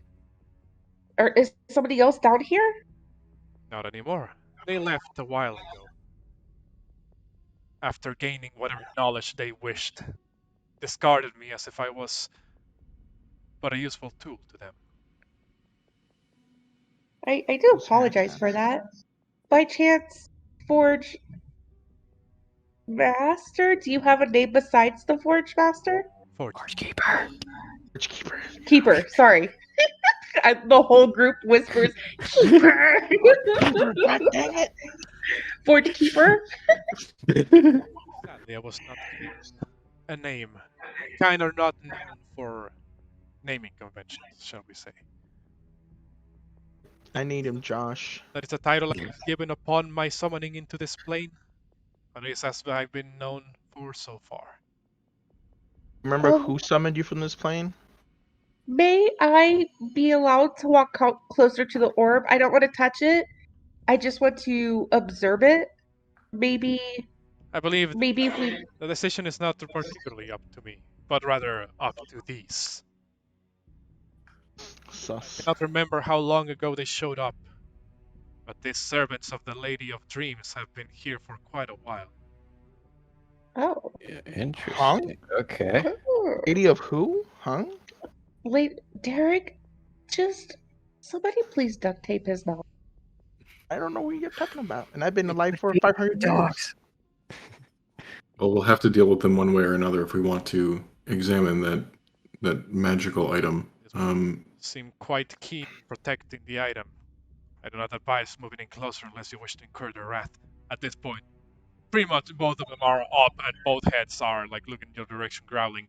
They are kind of angling themselves, not really as if to pounce on you, but as if to position themselves in between you and the device. You guys, I have a really reckless plan. Can I use my idea first? Can I use my idea first, please? Probably not. Hey, Metius? Please. Mm-hmm. Oh my god. What if you show yourself to the death dogs and try to get them to chase you towards the exit of the room so we can get them away from the orb, and then we'll kill the dogs as they run to you? Hear me out so he doesn't die. I use one of my spells to create an illusion of Metius. Yes. Do you have such a spell? Yes. I used it last time and it failed miserably. The dogs rolled like a 15, even though they have the intelligence of a 1. Does none of you guys remember me failing so hard last time? I mean, to be honest, Derek, you always fail. So, I mean, like, it just becomes, like, natural to just know that whatever you're doing, it's just, you're just doing your best, and it's not being helpful. Right. Well, if you're all willing to get into a defensive position, I can reveal myself to these creatures and maybe Or can you'll I be so my blinded. spell? You also have Sanctuary on you, which could be very... I don't want to stand next to Derek. Fuck that shit. Come back over. So what at this point, like the dogs, like I said, they're kind of positioning themselves to kind of be between you and the device. The Forge Keeper says, "You're really tempting your fate here. You claim to have been here to have come here to relight the forge, but really, only I can make such a feat happen. How do I know that once I do that for you, it will not also bind me by the same contract that was put upon me when I was summoned?" Well, we kind of had this motto, we're Dawnbringers. We're trying to bring about a new age where people like yourself don't need to be bound to such contracts to form a friendship, a partnership. Um, if killing the death dogs helps us examine this sphere that has this spell inside of it that you say can really harm you, um, then I don't know. I feel like our group would want to do that for you. It's just kind of what we do. Everywhere we go, we try to be helpful over trying to trick people and trap people into oaths and bonds against their will. A most sufficient statement, I suppose. Perhaps you are indeed different from previous visitors. In that case, do as you will. I shall remain here where it's safe. No worries. And she kind of submerges back into the pool of lava. Good to know. What are you gonna I Let me know when you're am. all ready, and I will reveal myself to these creatures. Can I use my method first, guys, please? Even if it feels horribly. Come on. Well, sure. Why Fine. not? Try and make your image run down the hallway over there. I will. Okay, so I will cast Phantasmal Force Oh god, into please don't a hit spitting four. image of Metius covered in a purple substance goo that looks and I be like peanut butter. Okay. He just wanted Matthias to look like he rolled around in jelly. Sure. Well, Peanut butter, guys. I'm certain Dogs love peanut butter, peanut guys. butter is purple, first of all. I said substance. I never said goo. I mean, I didn't say purple. I said substance. So, who are you I heard casting purple. Phantasmal Force on? Because I believe Oh, you do need to target a creature. oh, on the one on the left, if I can ping the one on to the left of the orb. One on the left of the orb, meaning that the creature must make a. Is that a wisdom 12. It was Uh, 13. The 13 higher score higher than a 13. The phantasm includes some temperature stimuli.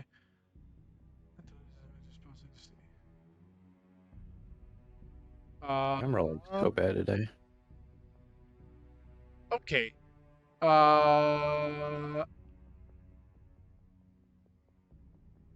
Okay, so in that case, it makes.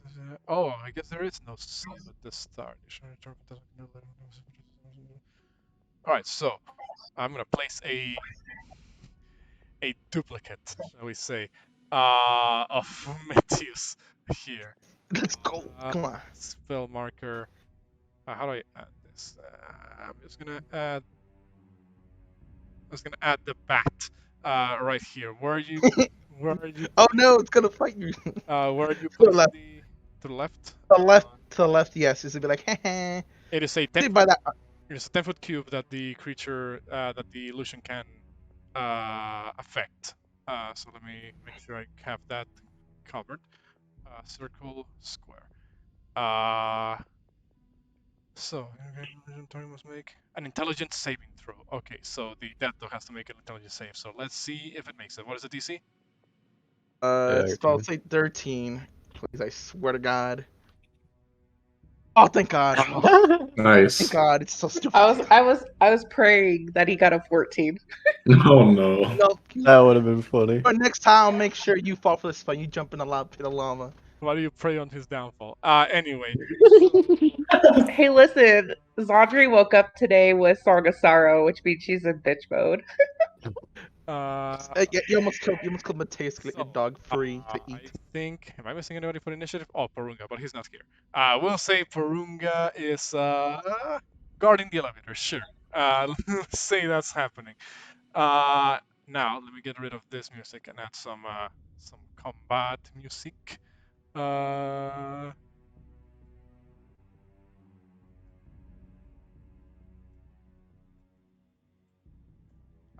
Oh, god damn it! I accidentally didn't pick the proper command for the bot.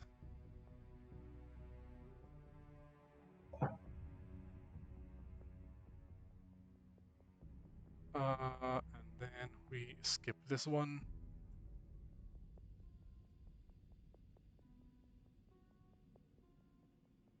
Apparently that doesn't work.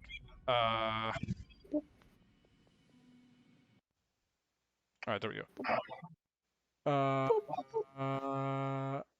So, as you guys get ready to go in after Derek has, casted his spell, we begin initiative there. And let's see who goes first. Let me reorder the order.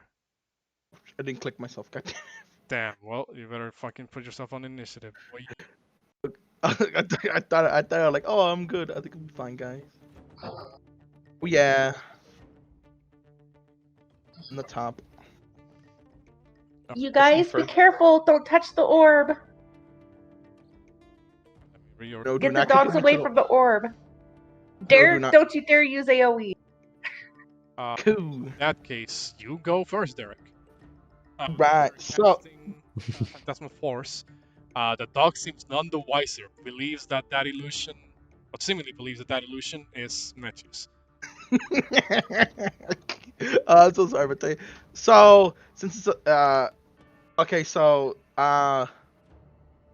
technically he can attack. So within 5 feet, within 5 feet of Phantasmal. He's gonna step up 5 feet close, so he's gonna go down 5 feet. Move the bat down like 1 square, and I'm gonna, of course, attack it with the Phantasmal.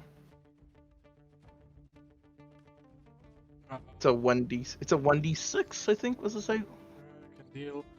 Target efficient the Phantasmal to every 5 feet. It's a 1d6. It's a creature has a logical damage. All right, so go ahead and roll me the 1d6. Cool, max. That takes 6 points of psychic damage. From its perspective. Obviously, none of you can see the illusion, but Derek and the dog. But from its perspective, it seems to perceive this illusion. Metius just kind of Slapped him. shoots a bolt of fire at him, and the dog did not like that. Anything? Okay, then I'm gonna step up to right here, and the bat. I'm gonna make the bat move into the other corridor, the one not behind the orb, the one next to the orb, to the left. How far can you move it per turn? Let me read it real quick again. Save throw. Dispel area. Target survives. It is a static. Doesn't. It's a static illusion. It can just move within that 10-foot cube, I think. Oh, then I'll move. Yeah, I'll just move down 5. So I'll move it back up. Where exact same spot is. Here. Oh. Oh no. Well. Yeah. Because I was. No, he'll be back in. He'll be right where it's at right now. Okay. So. Okay. So and then it moves in place. Okay, and then what can I do now? Since I just use this. Well, I use my spell. Who's next? I will step back. I'll step right behind myself. One more step behind, and give Bardic Inspiration to Juno. Okay. How do you inspire Juno? I go up here. Juno, let's go. Rub the shoulders and be like, "All right, buddy, let's go. We got this, man. We got this. Come on. I know you can avenge your family. Let's go." Thank you. I shake my head. Anybody still okay with pushing Derek into a pit of lava? I'm in. I'll break the pact. I'll break your pact. Sandra, it is your turn. I mean, you already broke your pact multiple times, but Lies. No, the pact is being joyful for each other, guys. I'm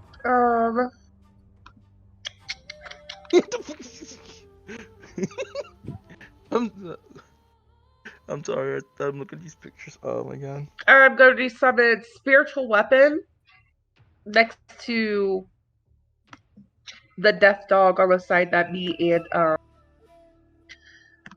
Drakgar on. Okay. I think you gave me an icon for that. Uh, Jesus, there's so much stuff. Should have. Yes. There's a lot of stuff on the journal. Where we fill my water? It is Like- spell What? spell markers. I apologize. What tab is it under? Spell markers. Same folder as the characters. Should be below notes. Oh, spell markers. Not it. Sorry. Okay. As my incredibly elegant glowy sword gets summoned next to the dog. Okay. I believe you can make an attack while you cast it, so go ahead and roll the spiritual weapon attack. I did. It was a 12. Hold on. Oh yeah, there we go. It's a 12. I was sadly that will not hit. No worries. And then I'm gonna take out my Cupid's bow and I'm gonna notch it and shoot that as well. All right, go ahead. Actually, my bad. A 12 does hit. Roll me damage. Oh, let's go. Takes 9 points of force damage as your spiritual weapon seems to slash at the dog. 16 hits as well. Roll me damage. 7 points of damage, piercing damage on the death dog. This is the same one that you targeted with spiritual weapon. Correct. All right. Anything else? I'm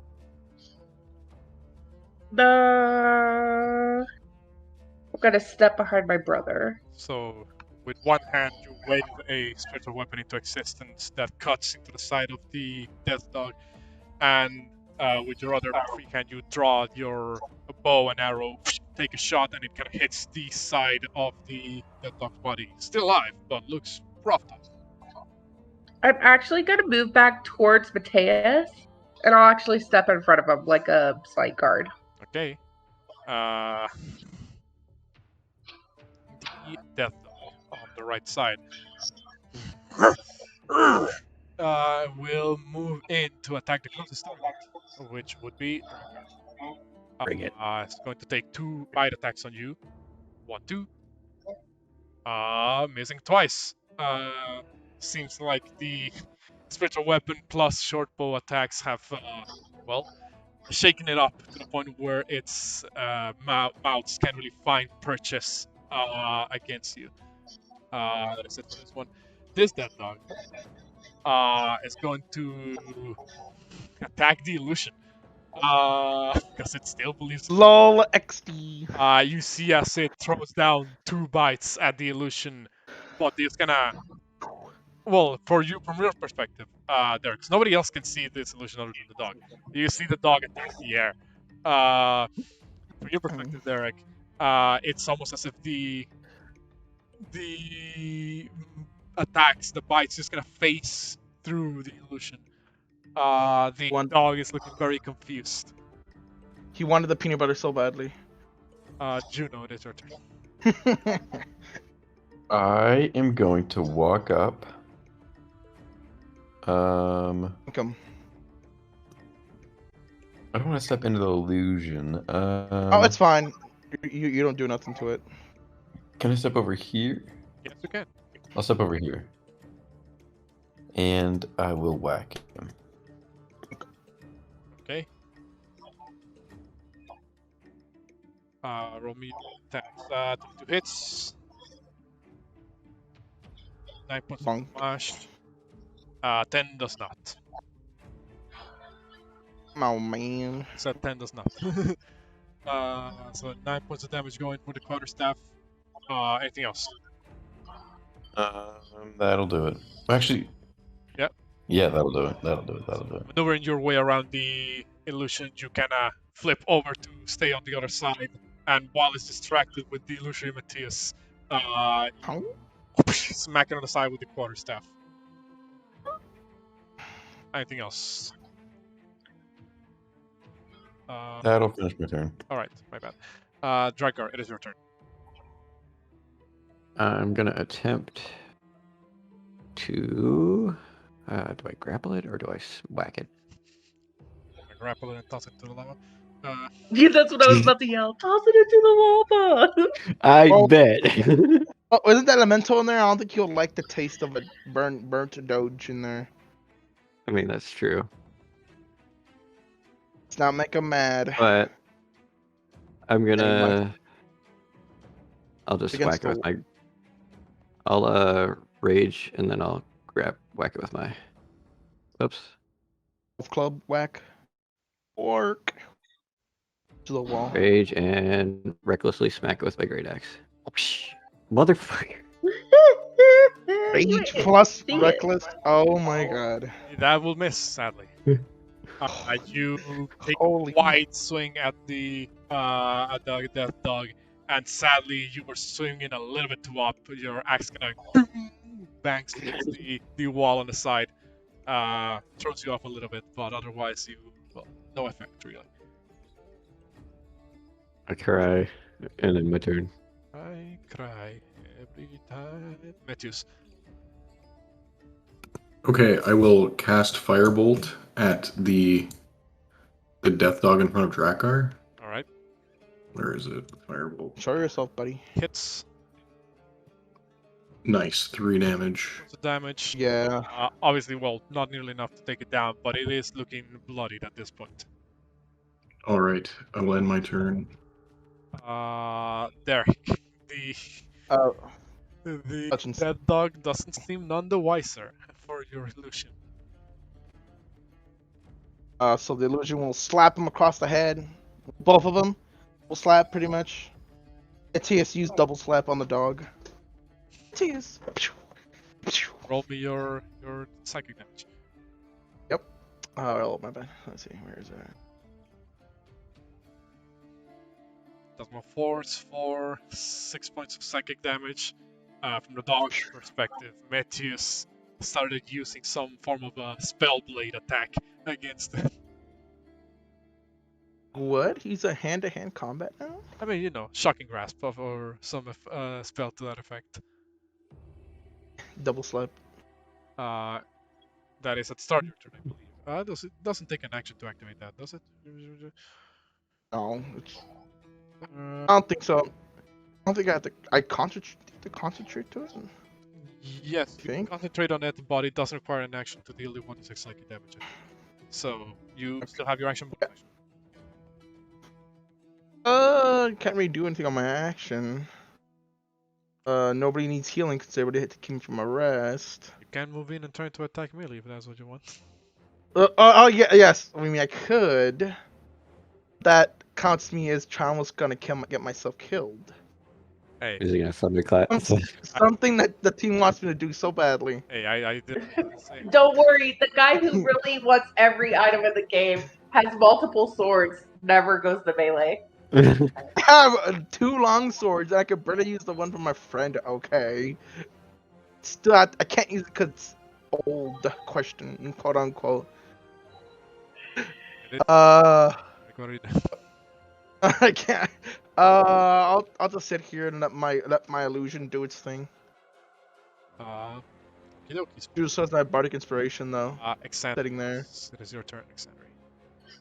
Alright, I'm going to launch my Cupid bow, aim for the one directly in front of Drax. Let's go. Let's go. 5 damage. 5 points of piercing damage on the dead dog. Correct. You can tell it is looking like it's about to drop. And then I will wave my hand and have my glowy, elegant sword swipe up behind it and attack it as well. Okay. Cuts it in half. Come on. 18 hits. Sorry, I was scratching my ear. 8 points of Yep. damage. Not quite enough to take it down, but it is on its Huh? legs. It has 4. I will turn my head back to Matthias and be like,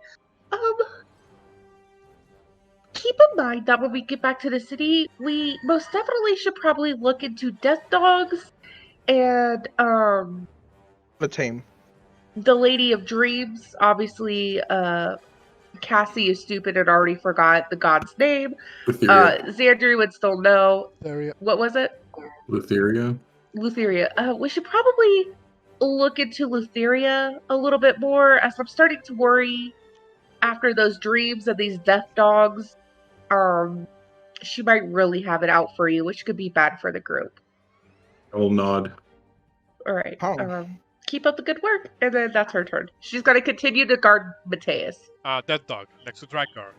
Well, a spiritual weapon is an incorporeal object, so therefore can't actually be hit.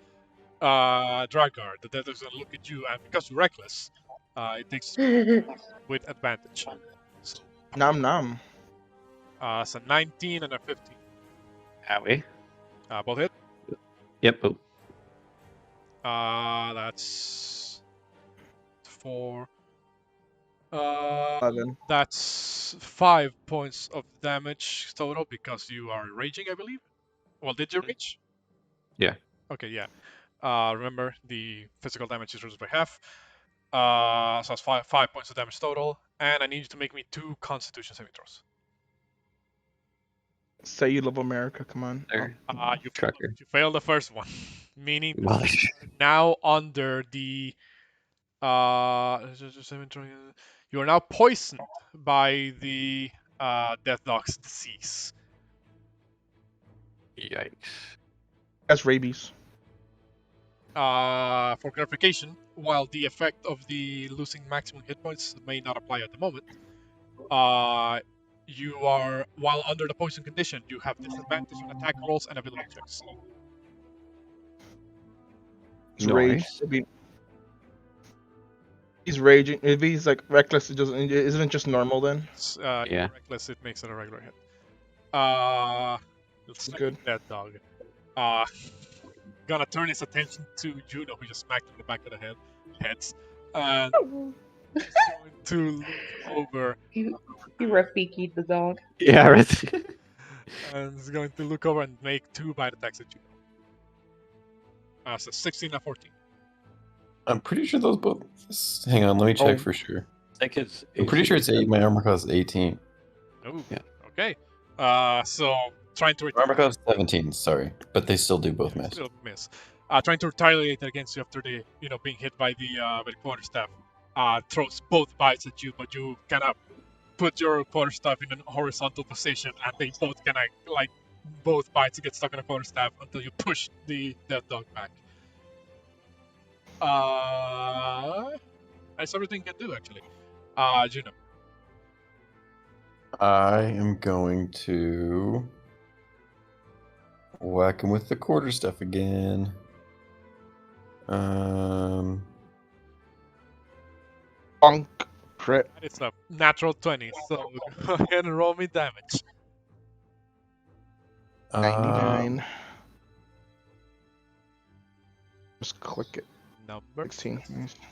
Oh, Almost 15. this close to take it down. Yeah, I know it's 15. I just want to make it. It is on its last legs. Perhaps you can finish him off with a unarmed strike. Slap him in the face. Classic unarmed strike. 1 second.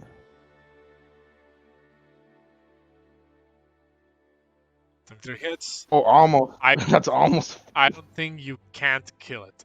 So He was a one. He hits a He one. rolls Like, wait, 0 damage. how do you finish off this dead dog? I want to kick him into the forge. oh my, I Kind don't think they'll like that though. So you kind of make a dead center strike with the quarterstaff. The moment you believe you hear something crack on the chest of the dog, and then after it's kind of off balance, you hear finish him, and then you kick the dead dog. Roundhouse kick him into the forge. The dead dog flies down and then seems to sink into the lava. Let I put my hands up. Score! Score! Anything else? That's a home run. I will, I guess, move over here. Okay. And I will cheer Drakgar on for his next attack. All right. Oh, Hey. move this over. Except Bardic Inspiration. What the heck? You still have it on. You bastard. You never used it. God damn it. Yeah, no, I didn't need it. Drakgar. God damn it. Your turn. Just completely pissed that you just bit me. I'm just gonna recklessly whack it with my axe. I mean, that's a straight roll. That's a 12. That hits. How do you want to finish off the other dead dog? I swing my axe and I smack it in the side, and in doing so, I managed to lift it up or throw it against the wall, and it dies. Okay, so kind of angling this next axe swing, you kind of bring it over to the side, kind of pushes up the death dog up in the air. You follow it up with another strike as it slams into the wall. Not really strong enough to make a crack on the wall or anything. These are pretty solid after all. But strong enough that you don't see the death dog move after that strike. And that will put us effectively out of initiative. You guys, after dealing with the both dead dogs, will see as the Forge Keeper appears back from in the pool of lava. You see as it's Forgot Juno. a slight look of almost questioning, and says, "Which one of you was the one that tossed the mutt into this pool?" I'll tap That's- Juno on the that was back. him. This guy right here. I'm right here. Swear to God. I told him not to do it, and he I'm didn't. gonna try to give her a fist bump. An impressive kill, but I could have done without the nasty surprise. Oh, Juno. God Did she damn leave it. me hanging? She can't actually reach because that would constitute us getting out of the pool. I'll self fist bump then, and I'll put it away. You see as the Forge Keeper looks around, realizes, I guess at this point the illusion ends, realizes that Bye. you guys are still alive and relatively not hurt. And One guy. says, I must admit, I often expect those who walk through this halls to be of less mettle than all of you. But it seems you have managed to survive. Perhaps I was wrong about you, all of you. I walk up to my brother and I'm like, Drax, seriously, learn to stop getting poisoned. And I will show cast. my bite mark. Does this look bad? Oh, I mean, little pussy. Here, let me help you out there, and I will cast once I remember what this spell's called. I'll cast Lesser Restoration on him. Alright, you are no longer poisoned, Drakgar, as Exandris clerical magics seem to purge all poisons from your body. Thank you. You're welcome. And then I will also.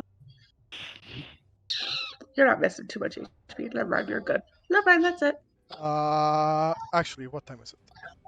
I 8:30. Yeah, can we have a break at firsties? We'll take this chance now that combat is over to Go bathroom. take a 5-minute break. You guys do Yeah. what you need to do, and we'll be back to resume in 5 minutes. Perfect. I'll be back. Yep, me too. And we are back. So you guys have just defeated the death dogs. The Forge Keeper seems to have reconsidered their views on you all, and now you're trying to figure out how to get the Forge Keeper out of there without triggering the trap.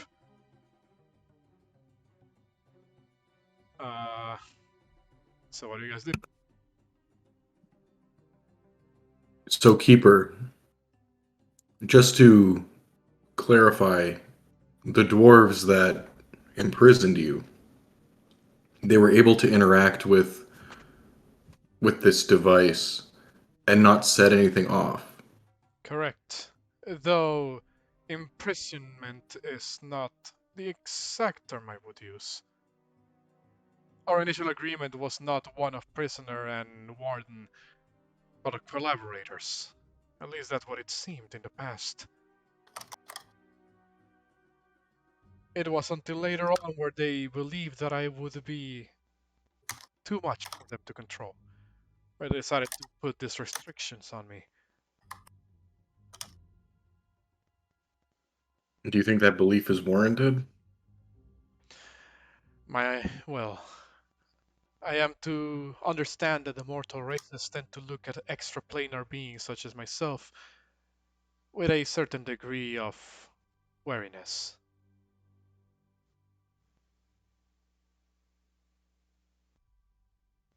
If you share in that sentiment, then, well, there is little I can do to change that point of view. Would Metius have like grown up with those kinds of thoughts or stories or anything like that? Like, oh, don't trust the Fae kind of thing? Well, first of all, you would know that this creature's not a Fae. They are Okay. an elemental, which are, different from the Fae.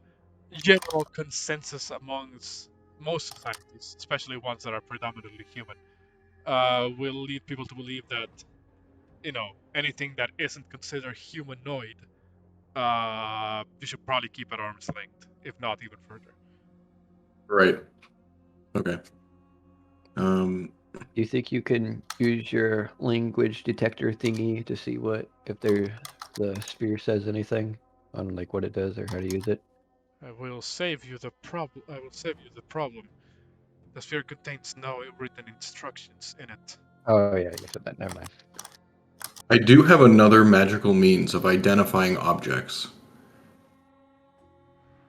My only concern is that I must physically make contact with them for about 10 minutes, which means that if there is something that I could possibly trigger by physically interacting with that object, I mean, we have to avoid that, which is why I am asking if you've seen these dwarves interact with it in any way. Um, did they say anything, if you can remember? Were there any words that they spoke that seemed to maybe shut it down in any way? Not believe there was a command word, no. I do, however, remember that they seemed very particular about the, well, the condition of the item, Hmm. making sure that it's not broken in any way, shape, or form. According to them, it is a device that must run very smoothly if it is to work, combining both aspects of technology and magic. Quite ingenious, I must say, rue it as I may. Well, the device hasn't gone off so far. We could probably look around these extra chambers and see if there's any information about what to do. And I'm going to just start walking So to fine. this room here. Oh my. You look into this next room, Matthias, and hold on, let me move the camera over there real quick. You look into this next room, Matthias, and it appears to be, for in a manner of speaking, the body of the forge. It is a wide room that seems to contain blast furnaces on each side. There's large stone vats that line up the walls, and this what's the word for it? Spouts kind of seem to extend from the top of it over the vats. Uh, there is a small wide circular hole in the middle of the room. You're not quite sure what the purpose of it is, but it could be some form of duct or tunnel system of sorts that is connected to the rest of the forge. You can tell running alongside the vats, there is a almost belt-like object,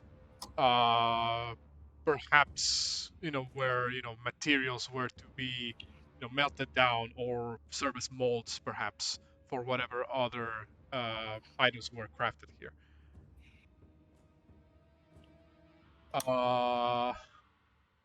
As far as you can tell, that is what you can see, at first glance. Okay.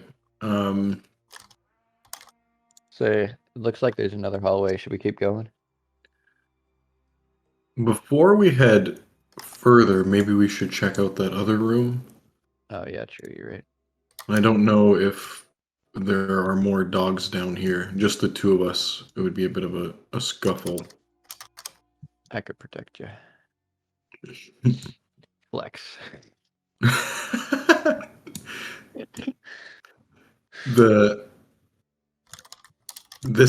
This other room here. We'll start heading down. Hold on, I'm moving the camera.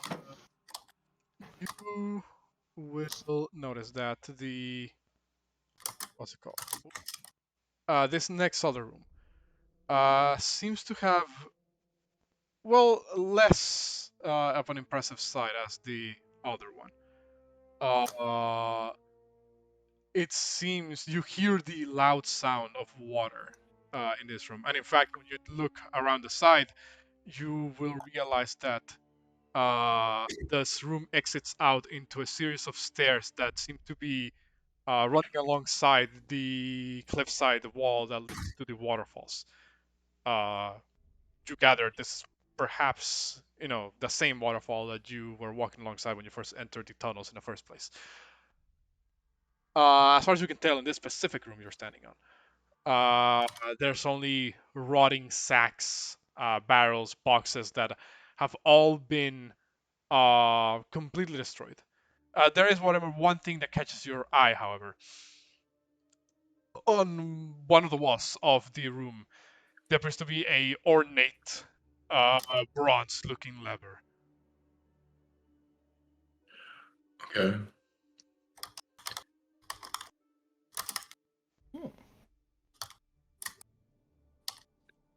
But that's what you can see at first glance. Matthias, when you step outside, you notice the lever. Well, not the lever, my bad. The pathway seems to go down, way down into what you believe to be the base of the cliff. In fact, the waterfalls, sprinkles, a large sprinkles of water, seem to hit against the bottom of these stairs. Perhaps indicating that this, for whatever reason, leads to the very bottom of this waterfall.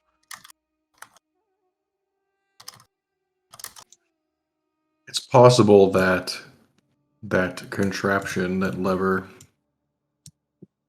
has something very specific to do with the operation of this forge. Maybe it would allow water in somewhere for quenching. We should probably ask the forge keeper about the operation and see if maybe we can glean any information from them. And we'll definitely head back.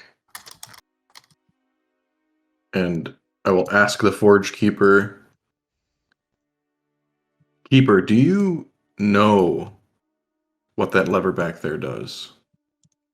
The bronze one in the other room, yes. Yeah. I believe the dwarves had once inhabited these mines. Used that lever on many occasions to activate a contraption. A dam control of sorts. It'll pause the flow of water from the waterfall above us. I'm not exactly sure of what purpose that may serve, but perhaps they used to use the water basing at the bottom as a form of secret dock of sorts. Stopping the flow of water would certainly make it easier for a ship to be docked there. And this river does lead back to the ocean.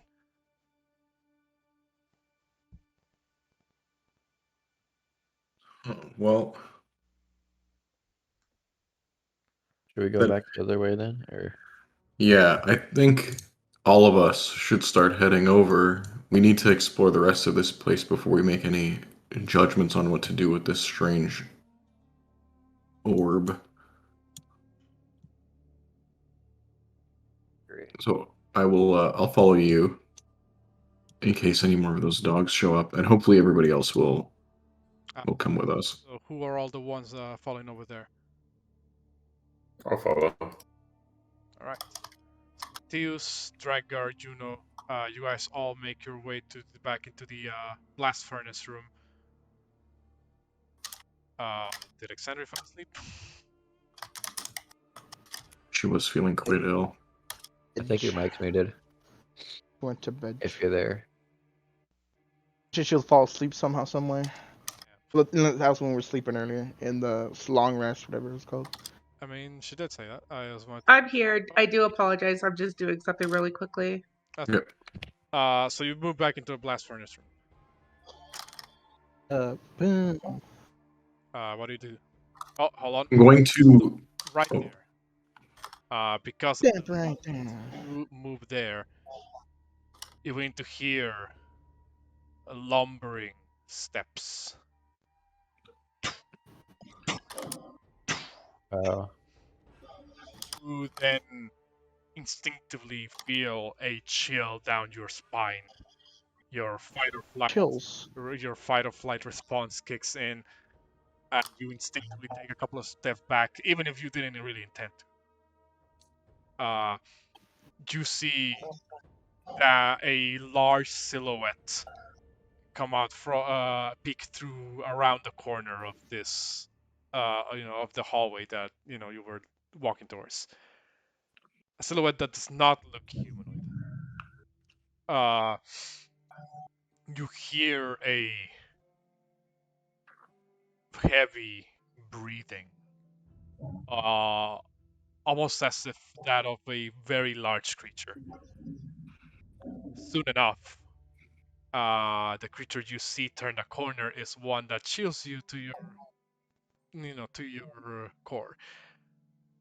Not as big as the one upstairs, but you Oh see god. a three-headed large dog. Oh, shh. Hung? Mommy. You want to keep that one as a pet, guys? Yes. The hound. It's fluffy. The hound looks over at your Jesus direction. Christ. Or sorry, your direction, and what it is a little bit the most disturbing, perhaps, to you, is that it begins to speak. Okay. Name it Yev. And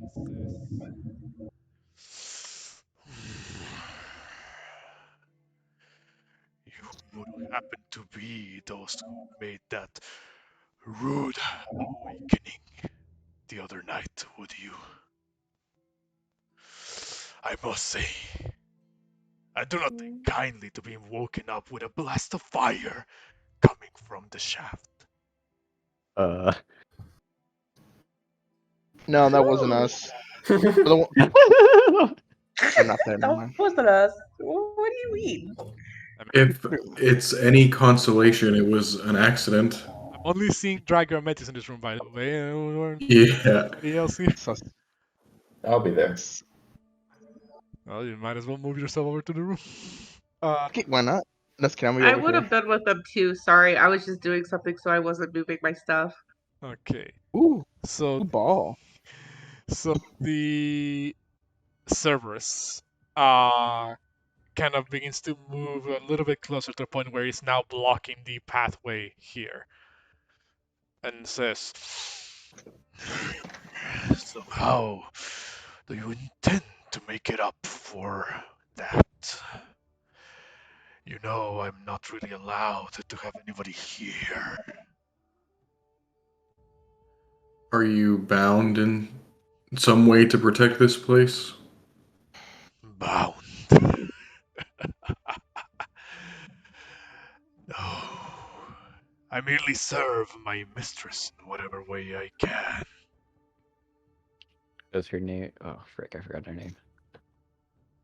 And your mistress must be the Lady of Dreams. Some call her the mistress of death. Oh. But whatever you believe is right.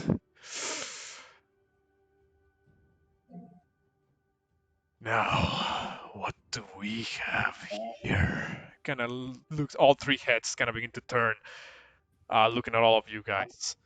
Ooh. You smell wonderful. Damn it, Metius. Yeah, that doesn't sound great, guys. No, not at all. Andrew, maybe we should give him that red toy ball over there we have over there. Give it a. I don't think a ball. Red don't dogs like balls? Question mark. Shoe toys. This is that kind of dog.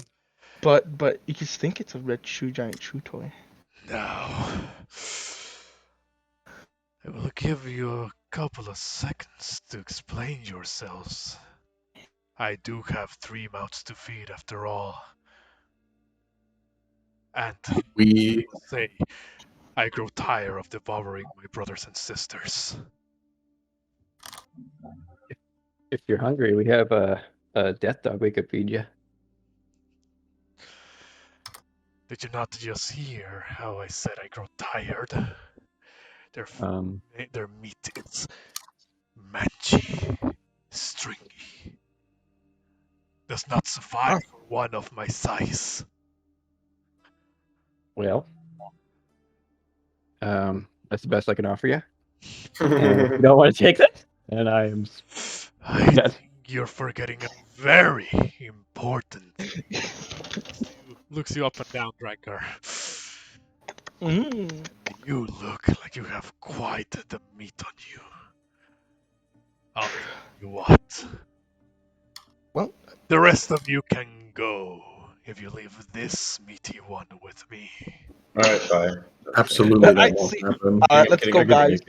All Let's right, get out of here, guys. let's fucking in. Single file line. Oh, I forgot to Bring it, buddy. I forgot to roll. Single file line, boys. Yeah, everybody, re-roll your initiative. Ah, boo! I wanted a 20. Adios, you should make me bigger. Oh no, Metius is gonna run away. Come on. No. No. You don't run. Oh, I'm Cyberus. oh, it got a 22. No! Guys, come on. Bruh, the one time I roll good, he has to get a frickin' 22. Poor Metius. You know, get destroyed. Better run. Metius, what do you mean? He wants me. Oh, thank God, Metius, you're fine. No more peanut butter for you. And I am totally about to send this dog to the pound. All right. Don't reckless attack. You know what happens. Get critted, bro. Come on. Smart here. Let's get a more appropriate music here. You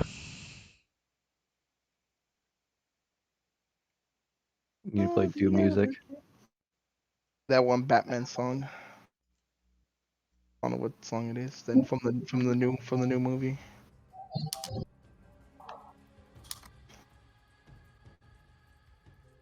So, let me reorder the initiative here.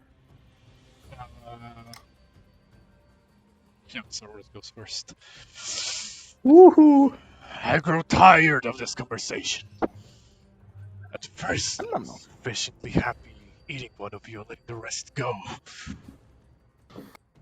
But since you refuse my offer, perhaps I can cook you in the fires of this furnace. No, I need to cook. too much work. I'll just eat you whole now! And it'll walk up to you, Drakgar. Bring it, boy. Are you sure about that? It'll I can take him. make 3 bite attacks. It does have 3 bite attacks. have 3. It's 3 heads. Bro, come on, man. Can you count, bro? Come on. So, How much does the Sabers have? So first of all, 1, 2.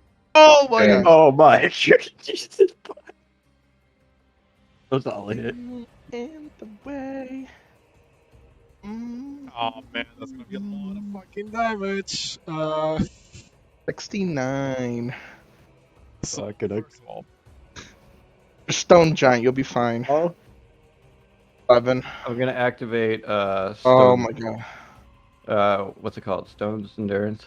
on which Oh my god. 3 different attack and damage rolls. On the middle one. Stay on the middle one. The middle one, I guess. Roll me a d12 plus your con. Jesus fuck. Alright, D12.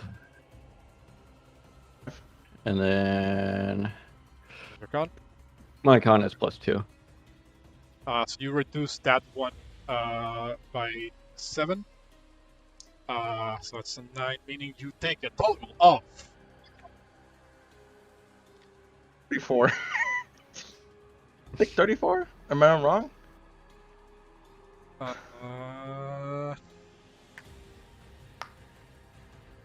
Oh shit! 37. Okay, never mind. 7 points of damage as the Cerberus, all 3 heads go in and need to like take 3 chunks out of your arm, Drakgar. Oh my god! Alright, it's. Wee woo, wee woo, wee woo. These the healers. Wee woo, wee woo, wee woo. It is your turn. Help! Wee woo, wee woo. I'm coming, buddy. I'll be over here. Let's see, what can I do? Level am I 3, correct?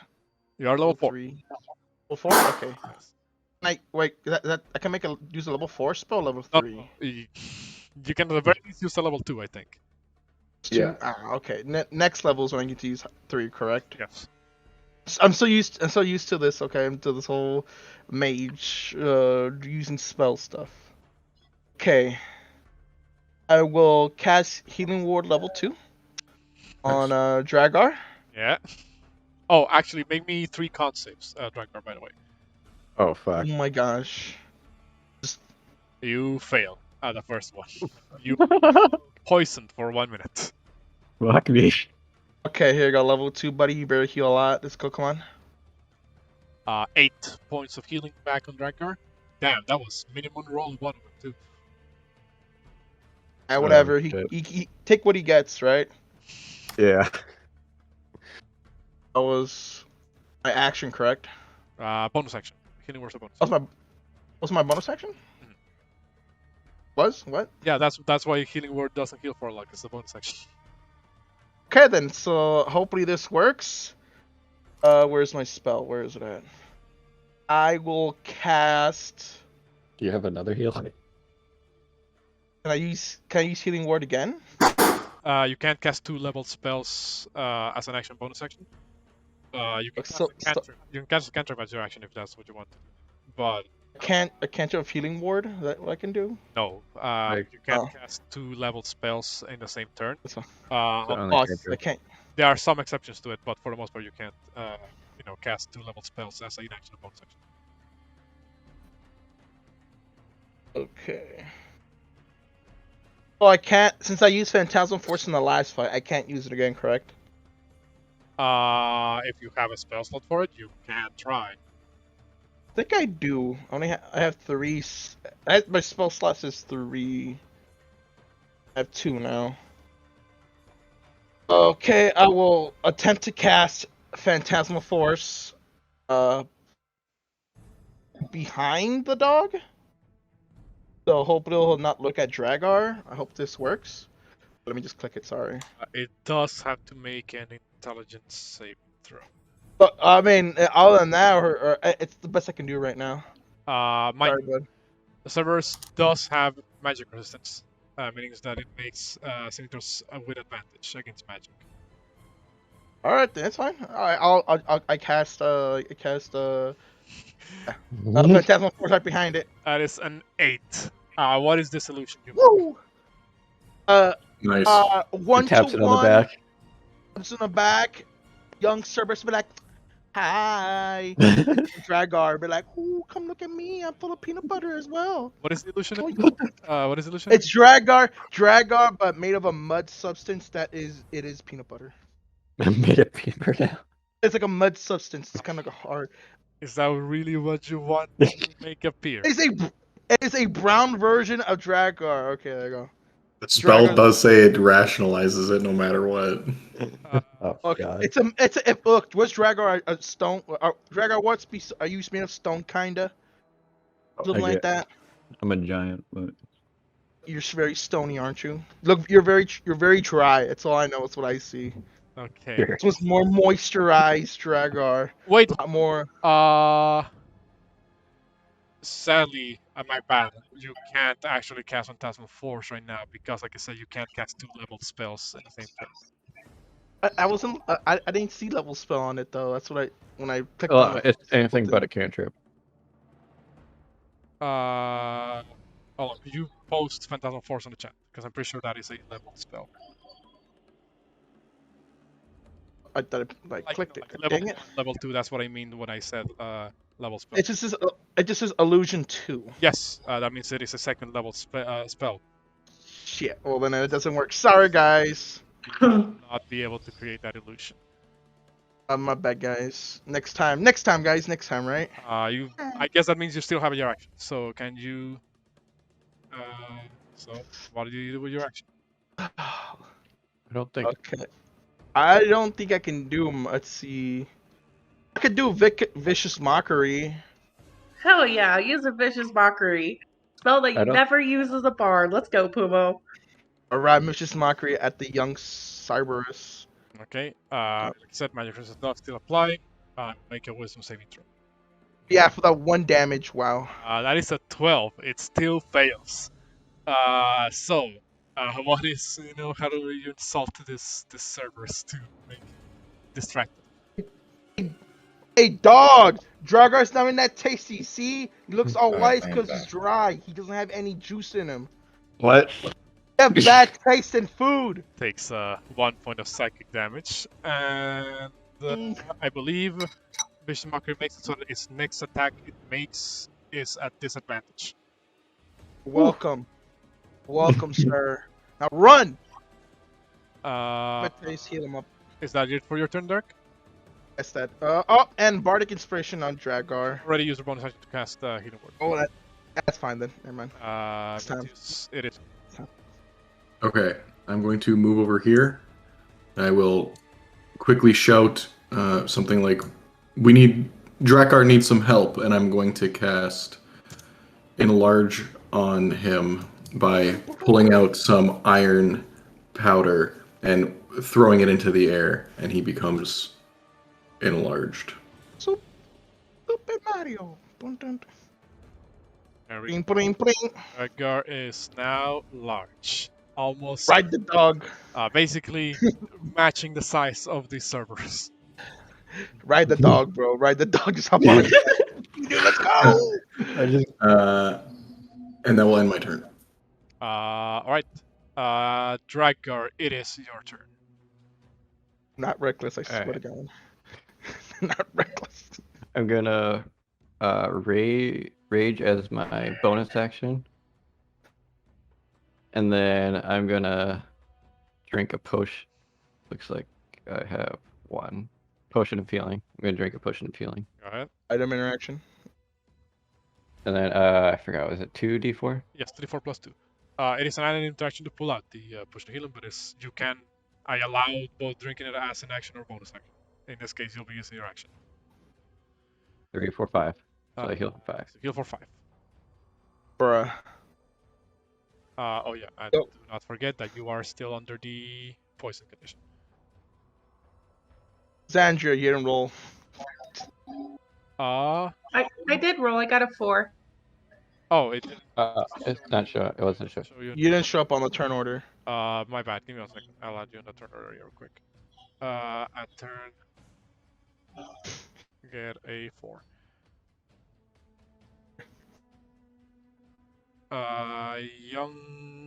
Well, first of all, after Drakgar's turn, it would be Exandri's turn. Go ahead, Exandri. Well, this is very unfortunate because I'm not that type of healer.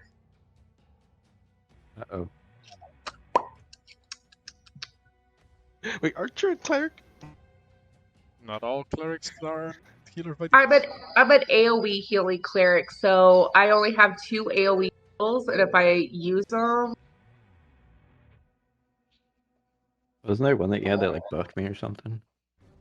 I have aid that'll give you 5 HP, and then it's just unfortunate that I did get to use these spells on you prior because I have to touch you for all of them. Right. So I have to choose to either heal your poison or heal you, because I only have 1 level 2 slot left. Because I literally just healed you in the other room. I have 3 more healing slots. I have 3 more Well, heals left, so you can just probably Considering he did do. like 30 damage to me last time. That's disadvantage, sir. So you're welcome. Oh yeah, true. Got to bring out Porunga. It might make the difference during this combat encounter. Can Oh, in the back. yeah, can Porunga be entered into this fight? Who wishes to take take control of Porunga's character? I could play Porunga. Okay, I'm gonna give you access. Let's be real, he just shoots magic missiles. I'm a pro at that. True. Sometimes Except fireball.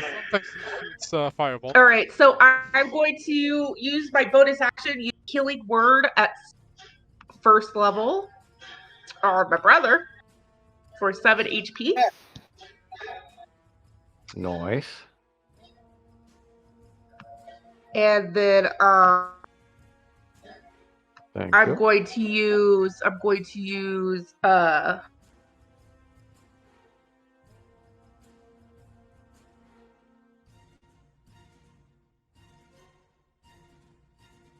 I have so much shit. Alright, you have access to Porunga's sheet now. And then I'm going to use Emboldening Bond.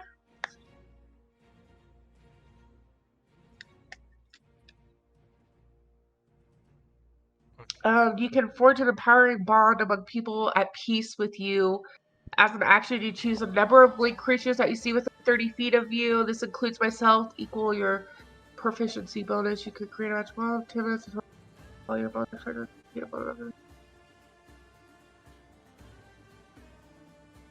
Alright, so I'm going to use this, and I attach it to Juno, Metius. Does it say how many people I can attach it to? As an action, you can include a number of creatures equal to your proficiency bonus.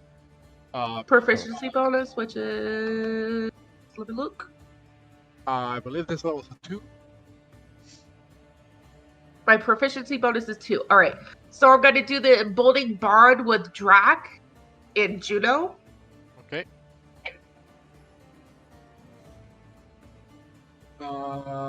Meaning that now, while within 30 feet of each other, you both can roll a d4 on any attack roll, with a check, or saving throw. But only once per turn. All right. Anything else?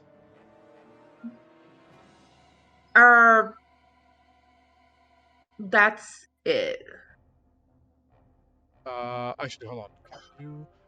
I believe you would need to move down 1 step to actually be in range of Juno to apply that effect. Yeah, of course. I'll move down. All right. It's just laggy. Yeah. So. There we go. No. Is that close enough? Yeah, that would be close. And then do I need to roll for Porunga? Yes, you have access to Porunga's initiative. You may roll him into to Porunga's sheet, my bad. You may roll him to initiative.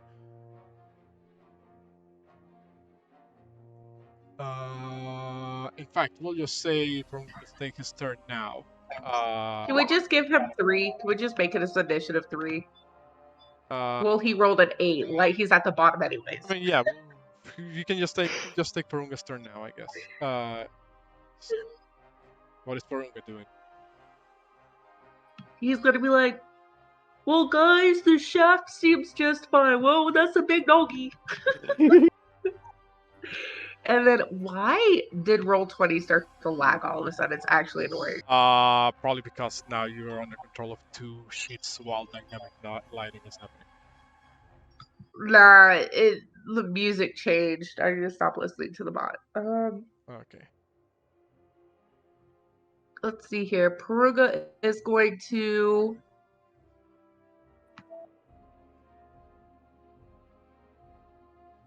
Now, I do know he has Sork stuff. 1 second. Let me look really quickly. Flexible casting. Meta magic. Twin spelled. Quicken spelled. When you cast a spell that has a casting time of 1 action, 2 sorcery points, cast time of bonus action 1. Okay. So, DM, am I allowed to quicken spell magic missiles as a bonus action? Can quick and spell magic missile as a bonus action. However, same rule applies where you can't use 2 level spells in the same turn. I know, I was gonna quicken spell magic missiles and then use my action to do like his cantrip type of thing. Correct. Yeah, you can do that. Okay. What's the magic missile? Let me look at his page.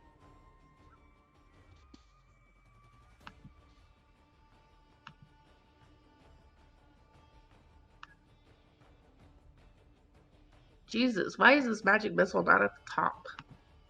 That's like a signature spell. Why? Let's all not act like this is the only spell he uses. That was maximum rolls on all of them. So 15 points of damage on the young servers. Porunga should get a lottery ticket after this. And then he's going to... Ooh, I don't know if that's a rage spell. He's going to come into the room a little bit.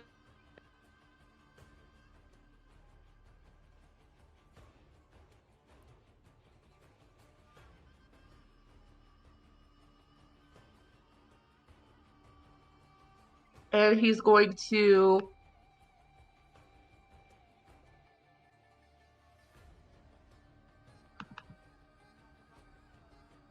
He's going to... What is the rage on this spell?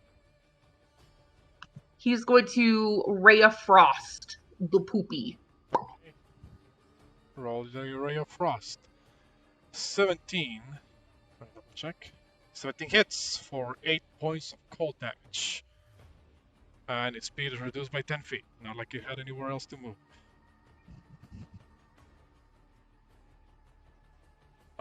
Anything else on the side?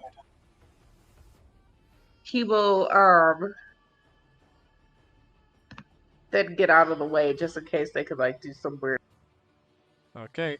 You already took your turn. The young Cerberus. If a young one can deal this much damage, imagine it. Will look over at you, Drakgar. You know, you becoming larger than life. Says, I see. Well, I suppose now there's more for me to bite into.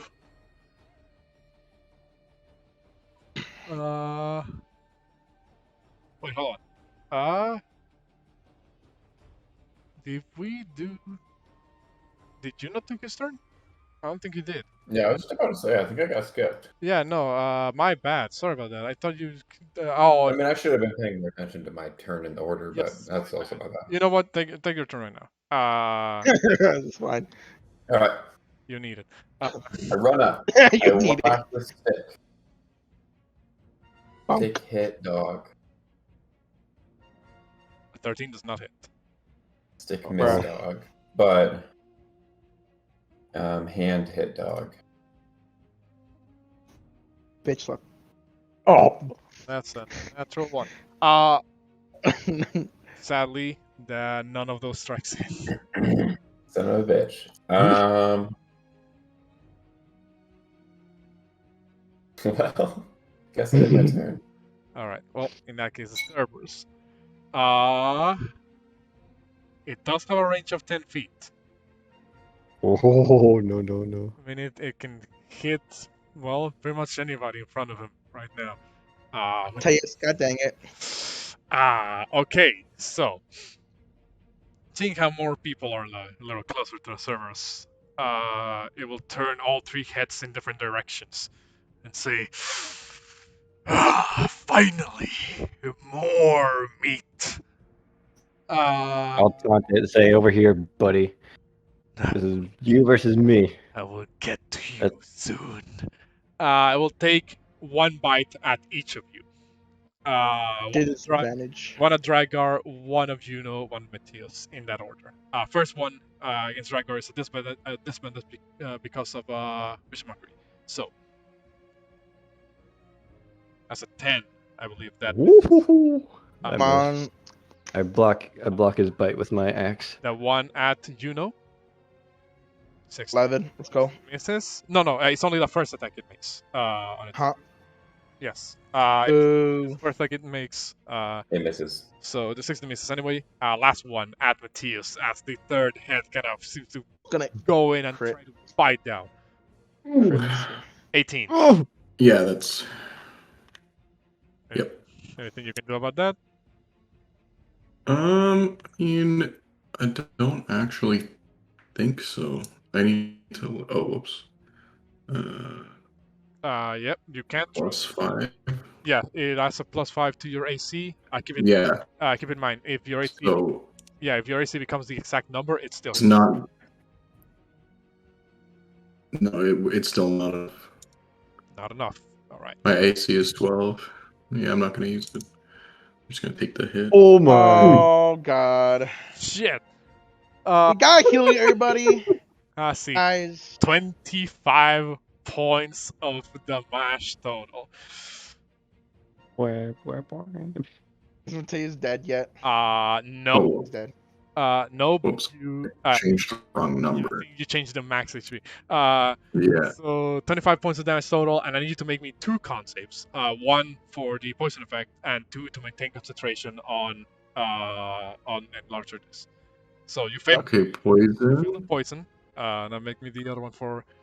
Hold on, how much would that be? That's not. It is half of the damage dealt, or 10, whichever is higher. Yeah, so it's not enough. So sadly, enlarge dissipates. Drakgar shrinks. Where? Small now.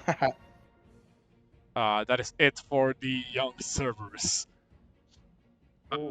Derek. God damn it, Tice. God damn it. Alright, and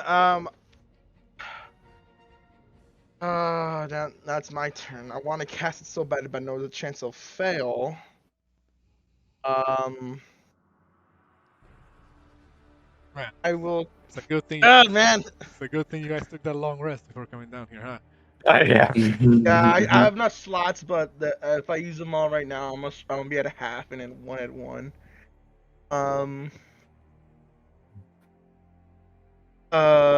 I need Metius to get the hell out of there. So when this turns up next, so I'll cast Healing Word level 2 again on Metius. Okay. And bro, please get the hell out of there, please. Roll your 7. healing for 7 points of healing. A run. What is your action? My action will be the exact same thing. I will cast. Macquarie? Yep. One second. My resistance is in effect, so 20. That's fine. It's fine. Makes it. I tell Metius, run. Your insults mean nothing to me. Guess what? You need a good bath or something, sir. That hair, it's all matty looking, bro. Anything else there? And that's it. That'll be it. Okay, Matthias, your concentration was knocked out of enlargement. Right. I'm definitely in its range. Anyway, right? Yes, you would still be because it has a 10-foot range. Yeah. if I move, it's just gonna slap me anyway. That is So correct. I think Oh my god, he's still. that's what I think Oh is my gonna god. happen. So I'm going to take the big risk first. I'm going to cast Magic Missile at 2nd level All right. at the thing. And that means that I get to cast it 4 times.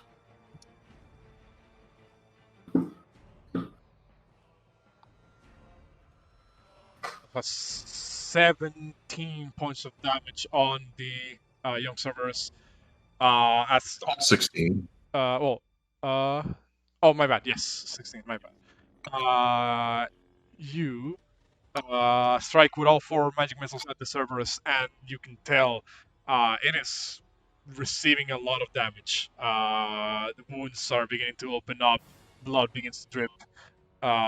It is looking still alive, but damage has been dealt.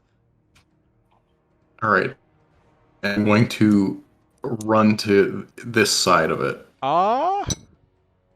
Double check. Can you do that? Whether I provoke an opportunity attack. No, I was referring more about the size category here. Oh, sure. I believe if the creature is 2 sizes category larger than you, you can move through space unimpeded. Okay. Could you make me an acrobatics check? Yeah, sure. Oh, there. Nope. Yep. Sadly, the Cerberus prevents your advance. Okay. You would be like, I guess you would have been here if you were trying to move past it. All right, and that ends my turn. Okay, Drakgar. Alright, so I'm still raging. Oh, what? So I'm gonna what? What are you gonna do? I'm gonna recklessly smack him with my great axe and say, "Your fight is with me." Dumb. Miss. God Oh damn my it. gosh. God dang it, bro. God damn it. And then that's all I can do. Cry. All right, Juno. Alright, let's give this another shot. I would like to remind you, Juno and Drakgar, you guys are under the effects of Molten Bond. Meaning that you have that. Oh, D4. frick. Could I? Oh, it's too late. Well, I mean, I'll tell you right now, the D4 wouldn't have been enough to help you out on that roll. Okay. But just for future reference, so you guys don't forget. It's 1d4, right? Yes.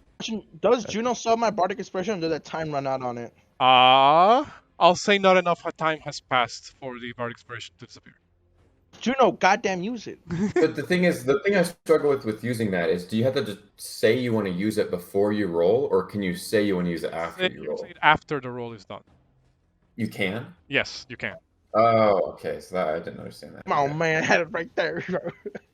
All right. Well, let's see if I have to use it here. You may need to, yes, if you. 1d6. A D4. What's his AC? Do we know his AC yet? Probably not. It's, D6. you don't know his AC yet, but you have the D6 from Bard expiration and the D4 of Emboldening Bond.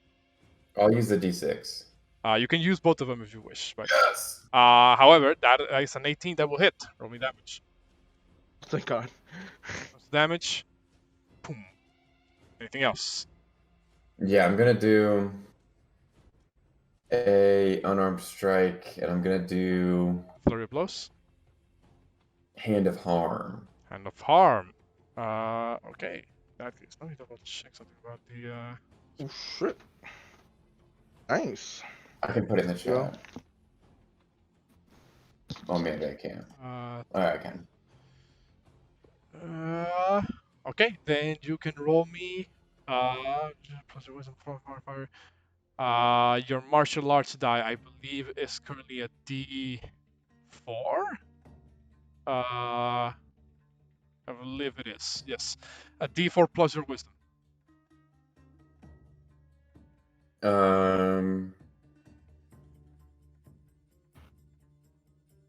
7.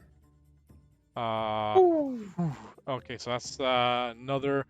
That's total 14 points of damage on the on this attack. The Cerberus is looking bloodied at this point. Our Porunga guys, finish it off. Come on. Let's go. Come on. Bring it home. That's the end of my turn. That's the end of the turn. Okay, Porunga.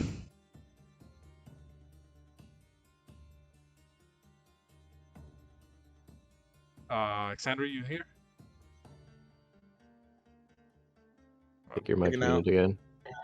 I didn't know I was. You talking the whole time then?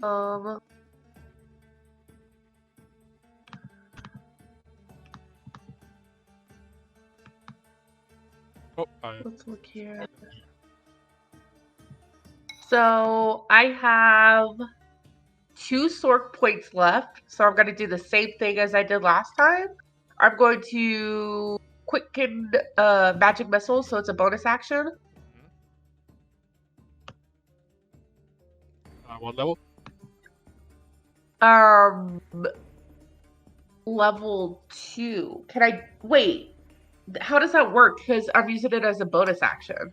Could you put quicken spell in the chat real quick? Yeah.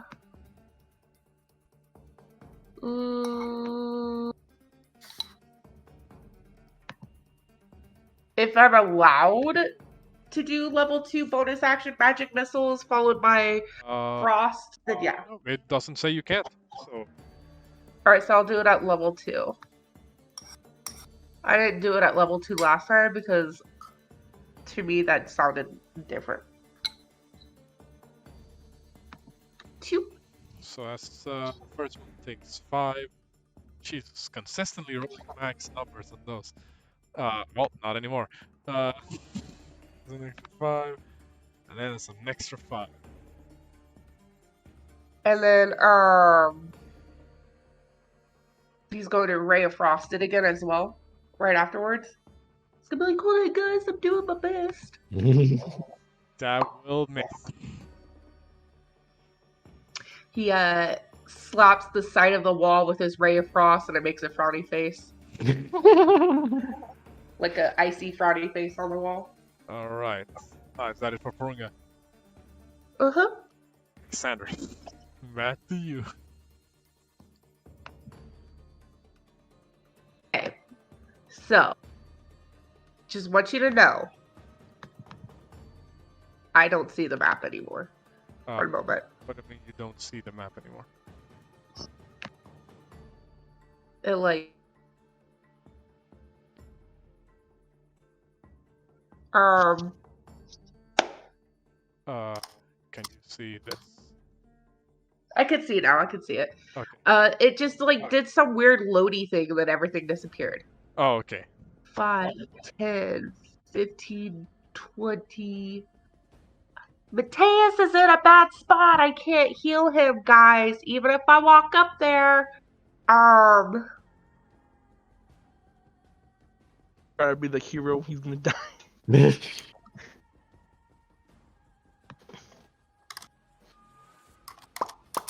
Man, I'm so happy we healed.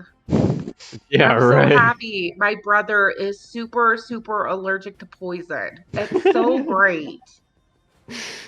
It's the best. I should have not healed you in that other. Okay. This is like what, my third time being poisoned? Okay, it's okay. It's okay. It's okay. It's okay. I know how I feel, Drakgar. It's but mine's like 5 times worse. You see Exandri, her body starts to glow, and she's going to clasp her hands together, and like this glowing heal beam is going to burst out from her. She's got to cast Prayer of Healing. Prayer of Healing is a 10-minute casting time. Oh, it is. Oh, it is a 2-minute cast. I'm just kidding. Not doing that. Do it next time. Do it next time.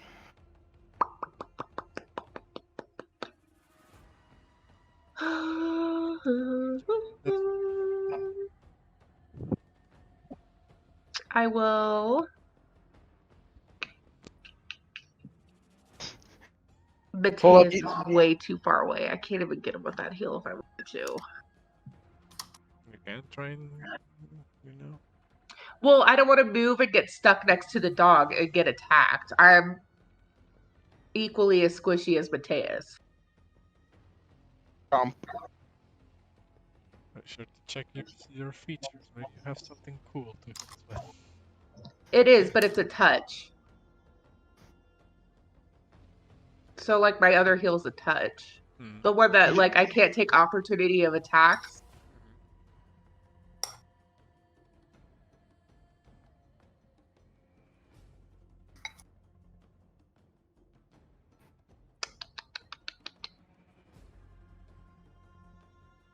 It's a toughie. It's a toughie, yo. Just so far away. So I'm just going to have to do that next round. So let's see.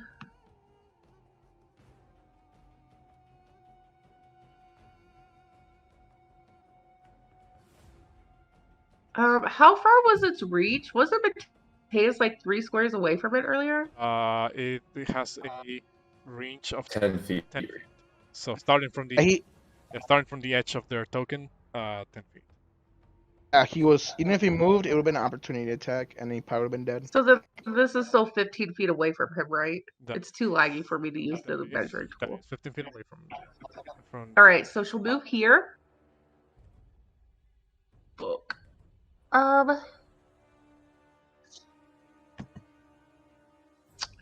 Why do 2 people need my assistance right now? Oh, okay, I can do that.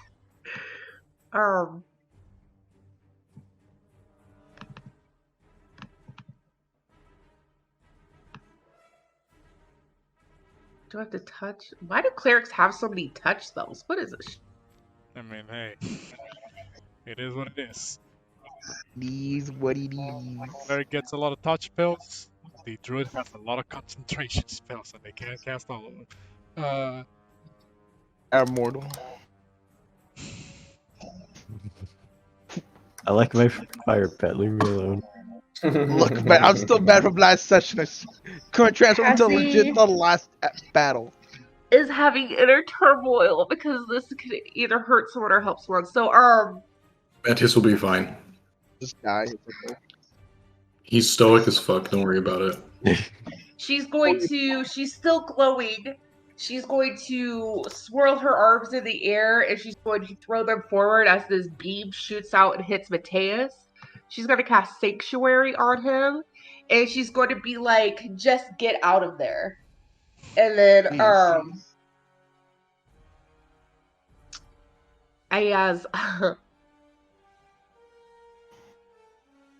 yeah, that's it.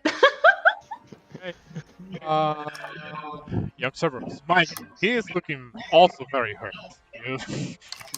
Depending on how this next round goes, this might be his last set of attacks. That being said, he's gonna look around and says, "Far too weak. I will barely get any nourishment out of all of you." He's gonna look first at you, Drakgar, and say, "First to you. You were once so big." And he's gonna go in for a bite on you first. 23 hits. Ouch. 23. 9 points of damage total. Howie. Then 1 on Juno. Come on, the 2. 19. Damn it. I believe that hits Juno. Oh shoot, sorry. I thought you were talking Drakgar. Yeah, that hits. That's 13 points of damage total. Make me a Constitution saving throw.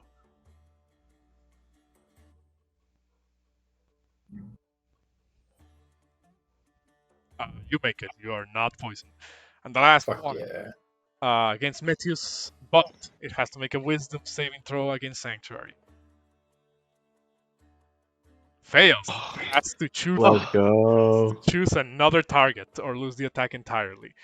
Uh-oh. meaning there's some 2 more targets that you can target. I'm gonna roll a 1. No. I'm gonna roll a 1d2. 1 is 2 is Juno. I chose to save the squishy. Drakgar, another bunch. Okay, Bring it. bring it, mother. Oh my god. That's 8 points of damage total. You don't need No, to 7. save again because you're still poisoned. That is it for the servers. Derek. 7. Oh my god. Okay. Yes, that is. Oh no, yes, no, it is 8 points of damage. Because it's 6 as because it's rounded down. That was 15, and then you divide that by half. That'd be What? divided by that'd be like Because barbarians, depending on your subclass, mostly only reduce physical damage. Poison is not included in the reduction. Okay, then I was making sure that's all. Okay, never mind. Okay, what can I do? I wonder. Huh. I mean, hey guys, look at it positively. Half the party is still full health. Yeah, I mean, that is true. I was still full health. I've taken like 20 hits this freaking fight. Okay, then I And will I'm still cast kicking. Healing Ward level 2 on Drakgar. You still have spell slots for it? Guess I have like one more. This is the last one. All right.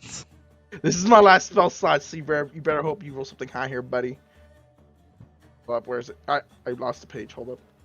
Level a dose. Last one. That's 8 points of healing back on you, Drakgar. Thank you. I'll use it, and then I will cast free from action. You're cutting out a little bit there. What are you saying? Cast Vicious Mockery. Okay. Go. So the Cerberus has to make a Wisdom save. Advantage. Ah. That's fine. Jeez. It's fine. It's fine. And it yeah, guys, come on, just don't die, guys. Come on, please. All I right, got my stuff yet. I need you guys to get my stuff back. Come on. Metius. It's your turn. Okay, I'm gonna once again try to move onto the other side of this creature. Of these. This again contested acrobatics against its athletics. Oh. No. They both rolled reverse nat 20. No. Oh, you would have lost anyway. Cerberus blocks your path. Do I lose movement? Not really, because you didn't actually move anywhere. Okay, then I'm just gonna.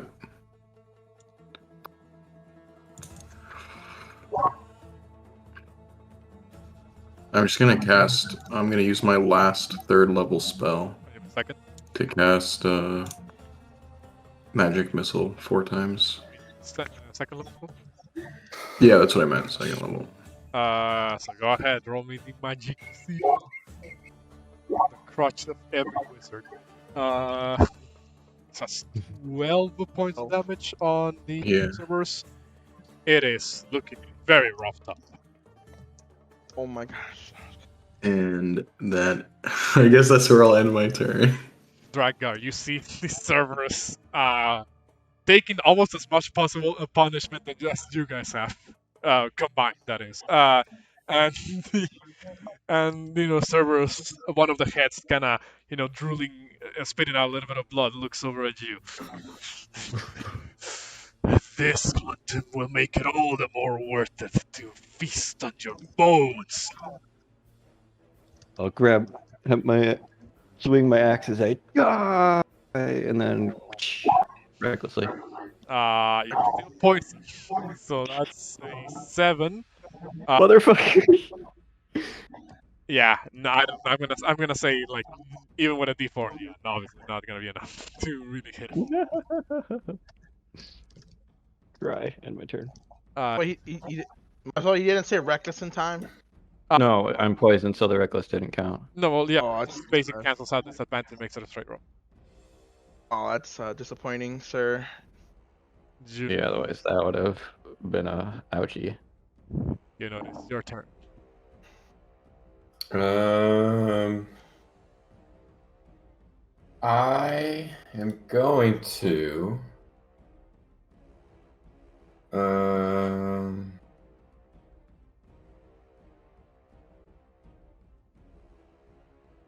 Um.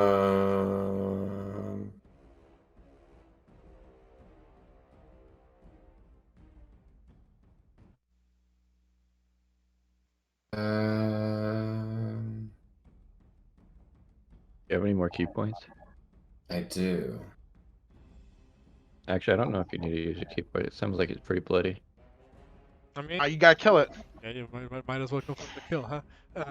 Overkill. We need to overkill, guys. We need overkill, guys. Please. I do have healing stuff, but I don't think this is the time to be doing that. All right. I bet you can't guess what I'm gonna do next. Quarterstaff strike. You have. I'm gonna add the D4. Add the D4. 15. Does a 15 hit? Yeah, 15. Just misses. Juno was like, I bet you can't tell what I'm gonna do next. Swings with his quarterstaff. Cerberus dodges and was like, I bet I could. You're Sorry, guys. All right, I'm following that up with an unarmed strike. Juno, Son next of a time bitch! I'm don't following tell that him up you're with another unarmed attacking. strike. I'm using a key point for it. Son of a bitch. All right. Come on, guys. I didn't do anything. I end my turn. Juno started talking shit. Whip. Porunga brings it home. Please tell me Porunga cracks his knuckles. He's like, bet you can't guess what I'm doing. Takes a page from Juno's book and does magic missiles too. Magic missile. Of course. Why not? You know there are more spells in this repertoire, right? I don't want to get fireballed, okay? Only one Yeah, that but they have a matters. chance of missing and too many people are almost dead. 8 points of damage. It's almost there. I already like 20 more health. That's good. All right, use your Ray Frost, whatever it's called. That is all he has. Oh boy. Sandry, will you be able to down the Cerberus?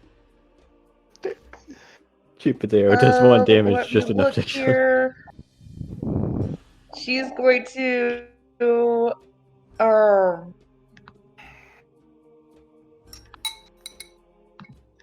she's gonna get reckless. Go crazy, wild. Fuck it. She will walk up next to her brother, and she's going to reach out and touch Cerberus on the nose with her hand and cast Inflict Wounds. Oh, damn. Boop At his level nose. 2. Go ahead. No, at level 1 because her brother's hurt. So in case she needs to save her brother. 15. That's a 15. That misses. Guys, team. What are you doing? This is what running it down actually means. Sadly. Let's see here. Let me look. His nose didn't work.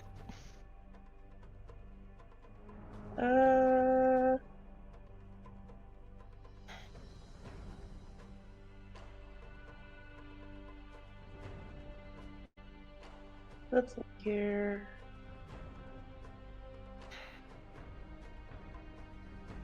So you fly away. I don't have my flight today.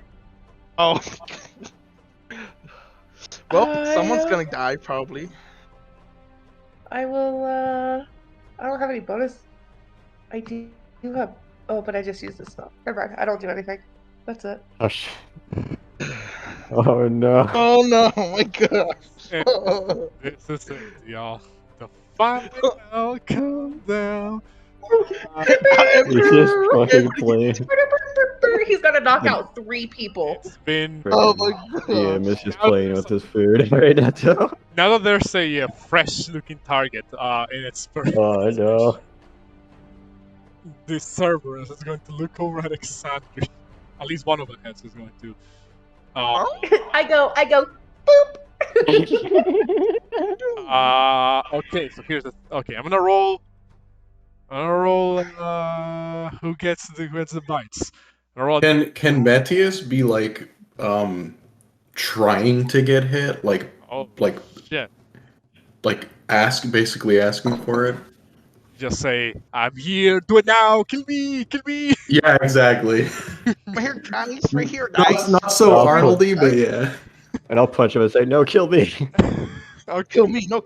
The server. Okay, well, whoever is one. Whatever it is, don't kill me. Kill them. Whoever wants to go first, roll me a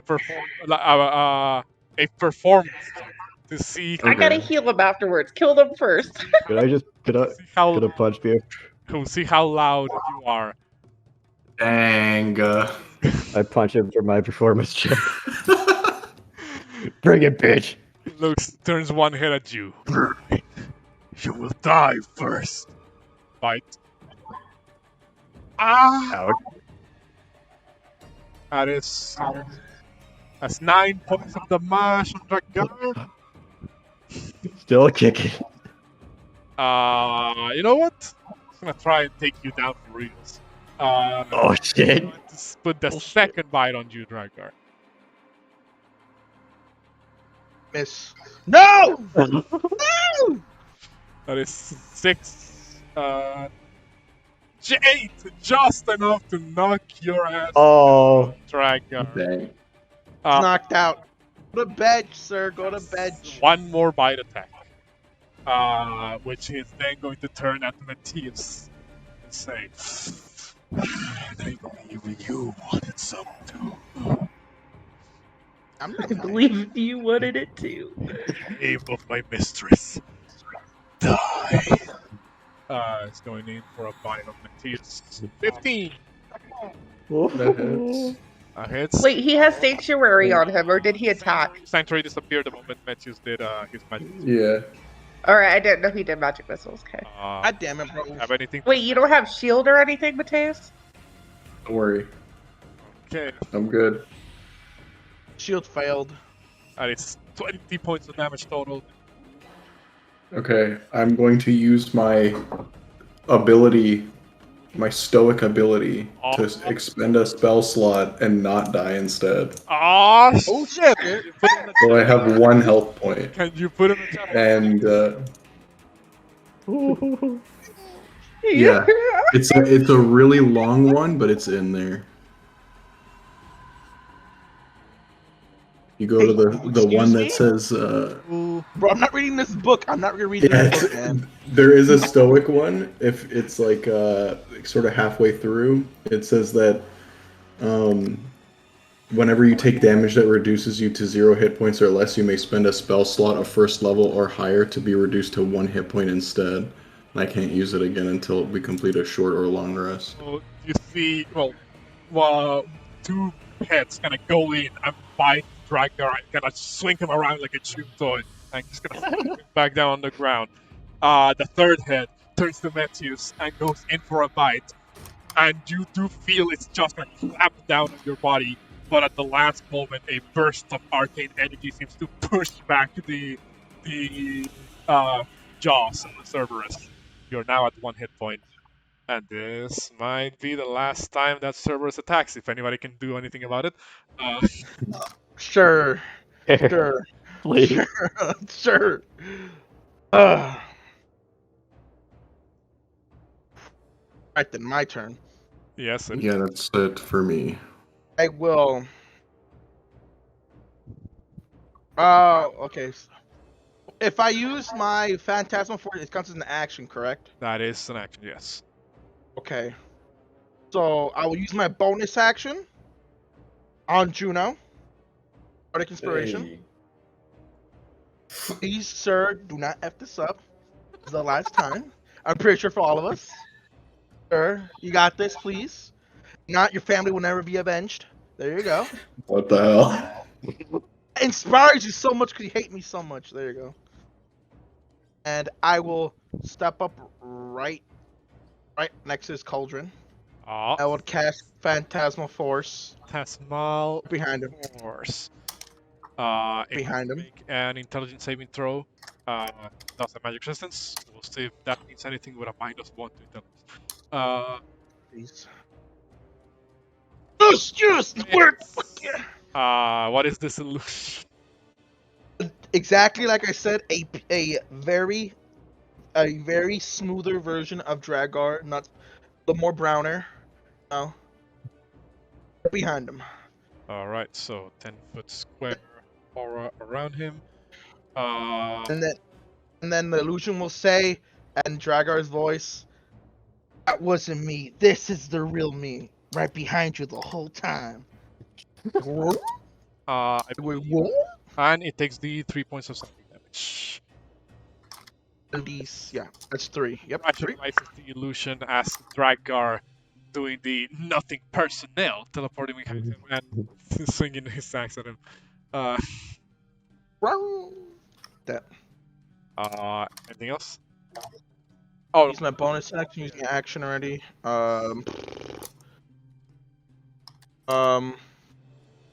I could do item interactions, correct? Yes, you can do a one-night interaction per turn. I have 1 red potion. Alright, so you pull out the red potion. You can't actually use it because you already used your action bonus action, but you at the very least have it out now.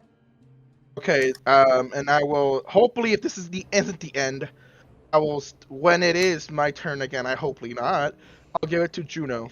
Okay. Not until, hopefully not. Alright, that's the end of my turn. Metius, it is your turn. Okay, I will. I mean, the only thing I really can do is cast my last spell slot of Magic Missile. Last slot of Magic Missile, of course. 11 damage. 11 Magic Missile damage. Hello, Okay, and I'm going to. Don't worry, Matteo. Porunga was gonna do the same shit. Don't worry, he gets. Once again, try to move through the beast. So fucking acrobatics against his own athletics. No. Oh my gosh. 22, come on. Nat 20, come on. No, I got a 6. That's a 6. That 20, come on. That 20, come on. Oh, my bad, An automatic.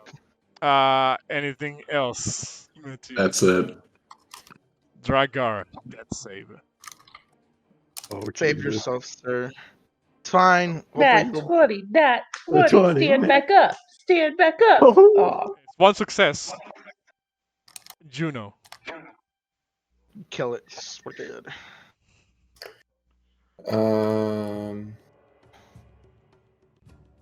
So he is dead or is not dead? He is on last legs, I'll tell you that much. You see like chunks of of its body having blown asunder by all the spells that were casted at him. It seems like it's bleeding from its ears as the psychic backlash of the illusion is taking over. Hits probably the mash. 5. How do you want to do this? Oh, thank God. Oh my goodness. Over. I've been just flailing around this whole fight, so this is like the first hit I think I actually connect with.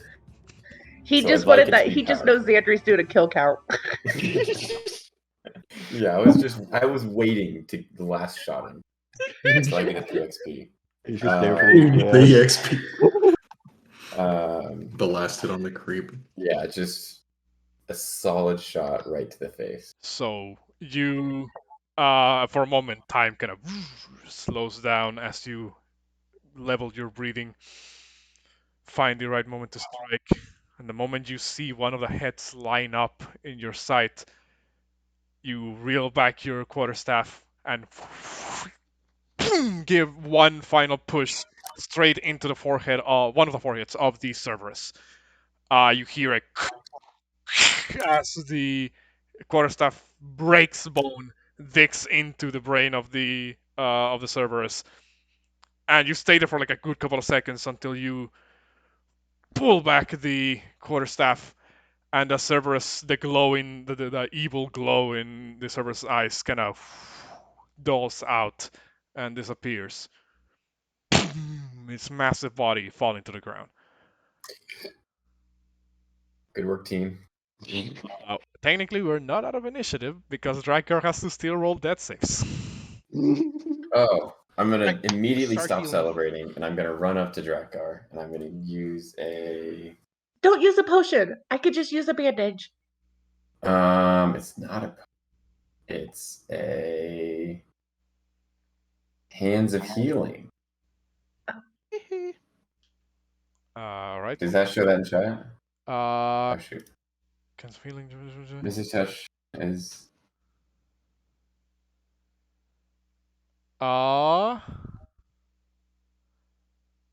Well, it says you use an action to heal. However, if you Oh. choose to Flurry of Blows, you can, instead of doing another strike, you can instead use this feature and heal somebody.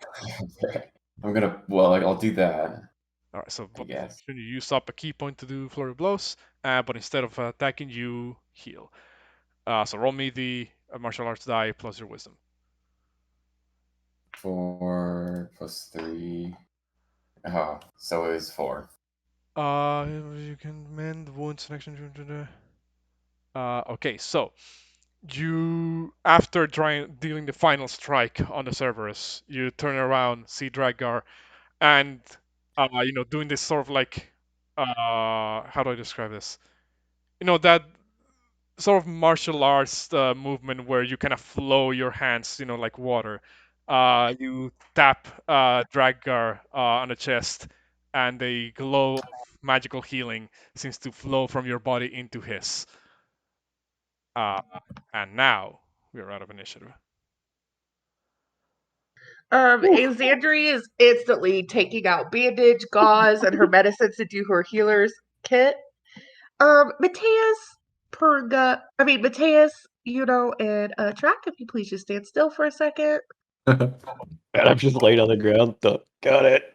Guys, can you take a short rest, The guys? first one will be to my brother, because, he's on the ground looking worse for wear. Although, Metius, I don't know how you're standing right now, sir. We'll talk about that in a second.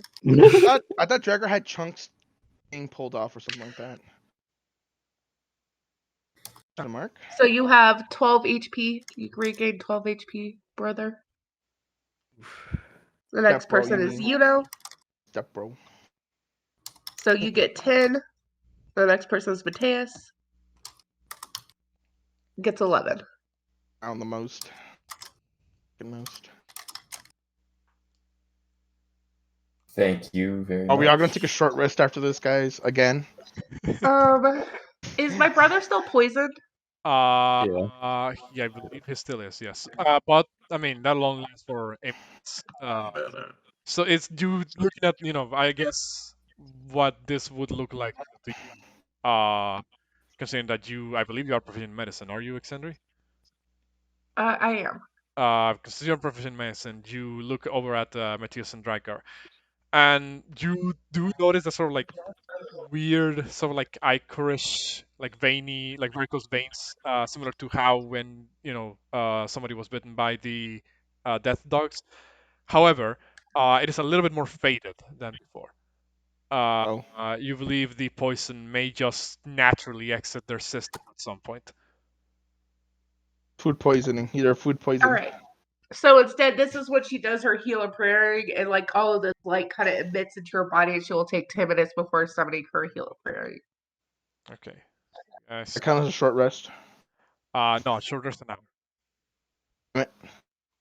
Take a short rest, guys. I got to take a use for us. Holy Mac. You. So 17 points of healing after those 10 minutes of staying still here. Actually, hold on. What happened to the music? It disappeared. Is that to everybody? The bot left. The bot left.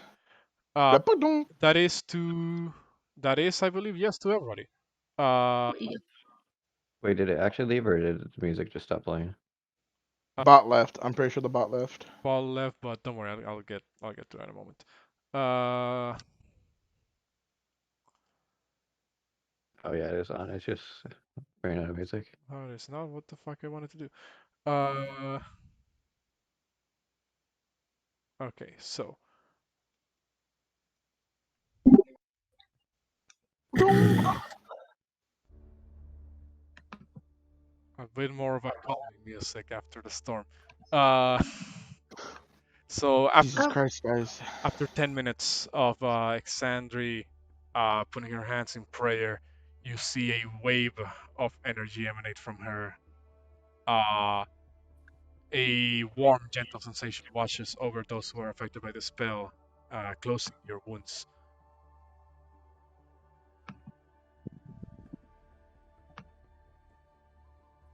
What do you guys do after that?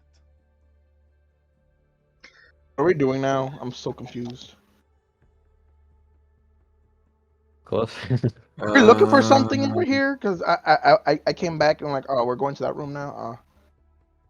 We're trying to figure out how to get the Forge Keeper out.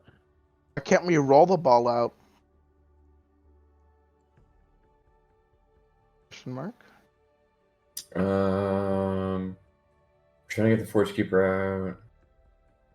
Why did we come down here though? We were looking for something. Way to get the. See if we can.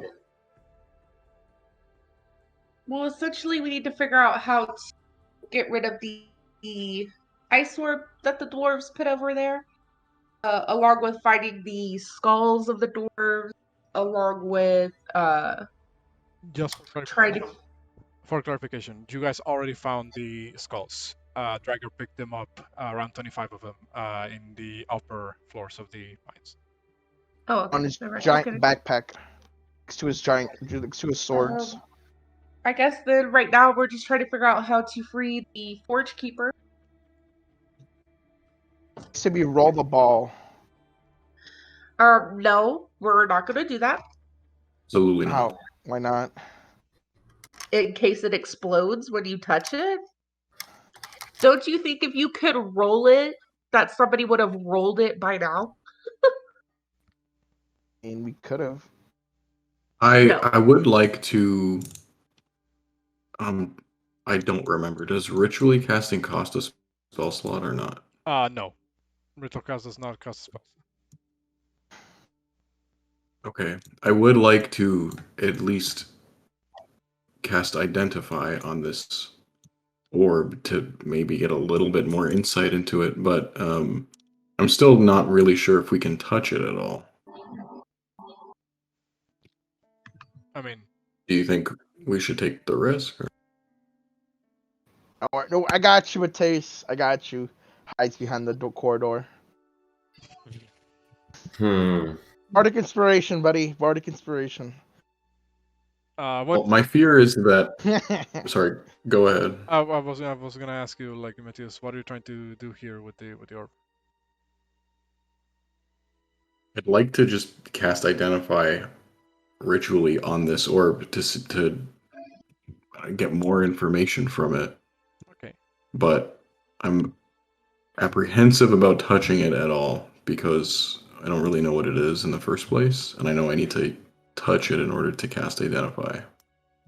Well, I'll say as you're walking in, the Forge Keeper kind of comes out of the lava pool and says,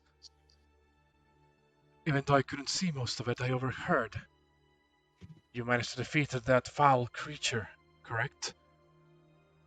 We have. All because of me. You're all ever impressive. Perhaps I can do right in trusting you. The device Nice. right there. Are you perhaps attempting to investigate it? I am. I can tell you at the very least that the device seems to only be capable of activating itself under certain circumstances. Investigating may not actually be, well, as dangerous as you may think. I appreciate the advice. Yes, Derek? I'll say how the orb looks like in this game. Does it actually look like it in our world? In the D&D world, like exactly like that? It is one thing I now that I can mention now that you're actually this close to it is that you notice the orb isn't like levitating or anything like that. It's actually on a small base. Well, not really base. It's like a platform that seems to be welded into the base of the orb itself. It kind of has like 3 legs that are sticking into the floor. Now that you're this close, you can see there's like seams. It's not like a smooth like surface. There are like seams around the orb that are kind of in symmetrical patterns around it. Okay. I'm sorry, because it looks when I came in this room, I'm like, oh, that's a dragon egg in my head. Look, oh, it's probably not. That's why I was like, wait, why does there look like a dragon thing on it? I'm going to very carefully touch it. You kind of run your hands on it. You realize like a good, for the most part, it is very sturdy. But you notice that a couple of when you pass your hand on some segments, there is almost like not really like a hum, but it feels hollow on some, on the inside. Can you roll me an investigation check? Sure.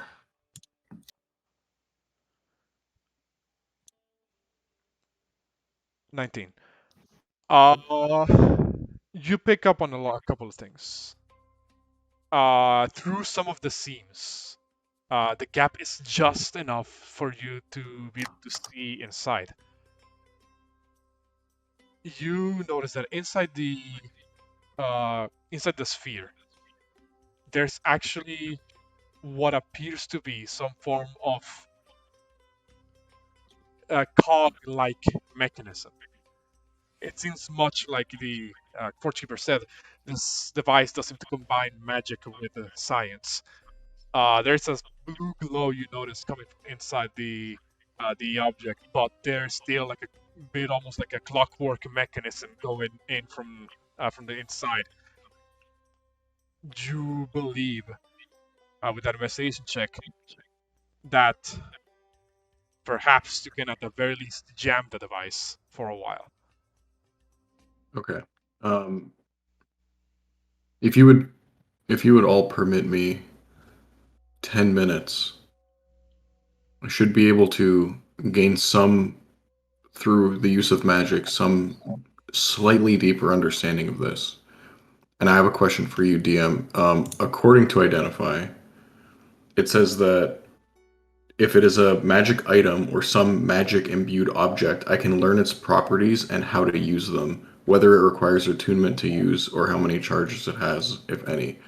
Correct. Am I right in thinking that I should be able to cast Identify on this and then like just learn how to shut it off? You'll be able to discern the magical portion of it at the very least. Okay. Like, oh yes, you could. Like, yay. You already more or less figure out a mundane way of disabling for if temporary, which is would be jamming the device somehow. The magical Well, aspect would let you know exactly how the magical effect of this cold magic would take place. is there enough space to get behind it and go down the hallway? Yes. Okay. Are you talking? Xander's gonna like. Go ahead. Yeah, she's gonna investigate down the hallway to see if there's any sort of like. We think we get down there. What are you trying to find exactly? Well, she's seeing if she can find anything that might pertain to this orb and like some way to deactivate it. Like if there's. I don't know. She's gonna go investigate. That's what she's doing. She's seeing what's down this hallway. She's investigating. I'll tell you right now, as far as like any like blueprints or keys or anything like that, you probably won't find. But you on the room over there, you will see a lot of kind of like long, both wooden and metallic, like objects, kind of like balls of sorts, or bars perhaps, that seem like they could physically fit into the seams, the gaps in the orb device. Metius. Are you identifying this? Yes, I would like to. That'll take you 10 minutes to ritual cast this. While those Mhm. 10 minutes happen, does anybody else do anything?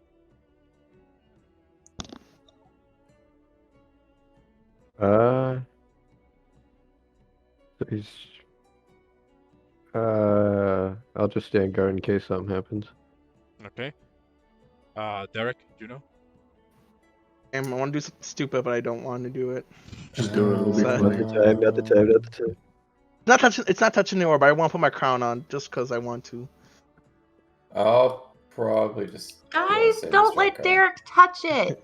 Uh, Just remember it's been there a long time, and if somebody wanted to move it, it would have already been moved, so therefore probably pushing it will trigger it. Don't worry, I won't let him touch it. what were you saying? You know what? Instead I do this, I'm gonna go up to the elemental, Hold on. and I'm gonna. Hold on, Derek. Never I mind, think Juno was about to say something before. Oh, no. Sorry. Okay, well, go ahead, Derek. Okay, I'm gonna walk up to the elemental, and I'm gonna apologize. I show him the crown.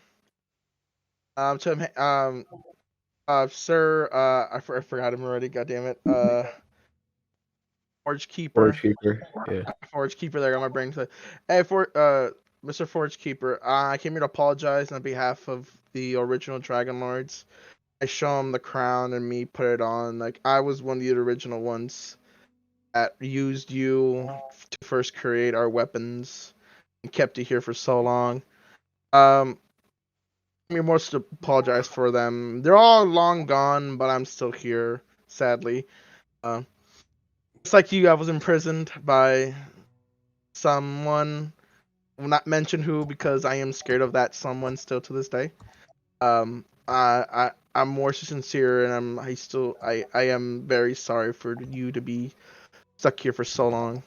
You could have been free, live your life normally, but you've been here in stuck in a large facility slash stone place. There you go. That's it. I recognize the crown that you have produced, for it was forged within this very halls. At least most of it was. Your apology does not carry as much weight as you might believe, but I Badge. understand that many people are disavowing of the actions of their peers. You need not worry. I will be happy as long as I get freed from this prison. Okay. Oh, just asking to know how spruce out the crown a bit, make it look more fancy. That's all. Uh, if that's everything everybody's doing over those 10 minutes. Makes stupid stuff. Metius, you'll be able to discern the magical aspect of the, of this device. What you can gather through identify is that something inside the device has been imbued with the spell Cone of Cold. It is a relatively high level spell. However, it seems that it is the nature of the device, like I said, combines sort of like magical and mechanical aspects, seems to have been done in such a way that instead of just being, well, a cone that is fired from the device itself, like in this pattern, instead seems to have been altered in such a way that it covers the entire room.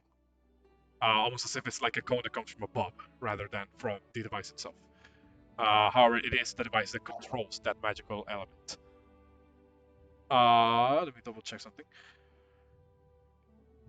With that same identification, you may be able to discern as well that there is a delayed effect on it. It will trigger whenever the Forge Keeper steps outside. However, after that, there is a recharge timer that it has to go through whenever the spell is fired again.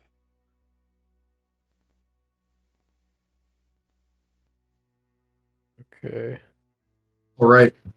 So I will explain all of that to my companions and say to them that we need to find something that can jam the physical mechanism. Actually, one thing I forgot to say with that identification. You nothing about that identification told let you know that the device is unbreakable. You believe that either jamming it or destroying it are both options to get rid of the device. However, I'll say, both the identify and your original investigation, you will be able to reach the conclusion that destroying it will release at the very least one blast of the cold energy before it's completely destroyed. All right. Okay. So we need to find a way to jam the mechanism inside of this device. We should start looking around for. I mean, there's plenty of things in here. That room across from us, excuse me, with all the broken equipment. I'll just walk over to it and like pick up a haft or like a spear or something that looks sturdy. I'll say you would be able to recently find one of those, yes. Alright, question, is Porunga an ice lizard? He is a white dragonborn, so that's not So no. No. I'm like, well, he shoots out ice? So I'm like, I don't know. I'm talking about me talking about him not shooting fire out of his mouth, shoots ice. I thought he's an ice lizard, that's all. He's breathed fire before. Are you suggesting that Porunga stays in the room while the cold blast is done because he'll... Yes. Like, I got Porunga this clears guy. his throat. I could show you my ice breath if you wish, Derek. Oh yeah, like you should have used it a while ago in that one cave, but no. So Metius, you grab one haft and you walk back to the device. Yeah. Do I believe that it's like a strength thing, like something strong? I did say like there are like seams and like spaces big enough between the seams for you to be able to discern that for you to shove anything that is of appropriate width, I guess.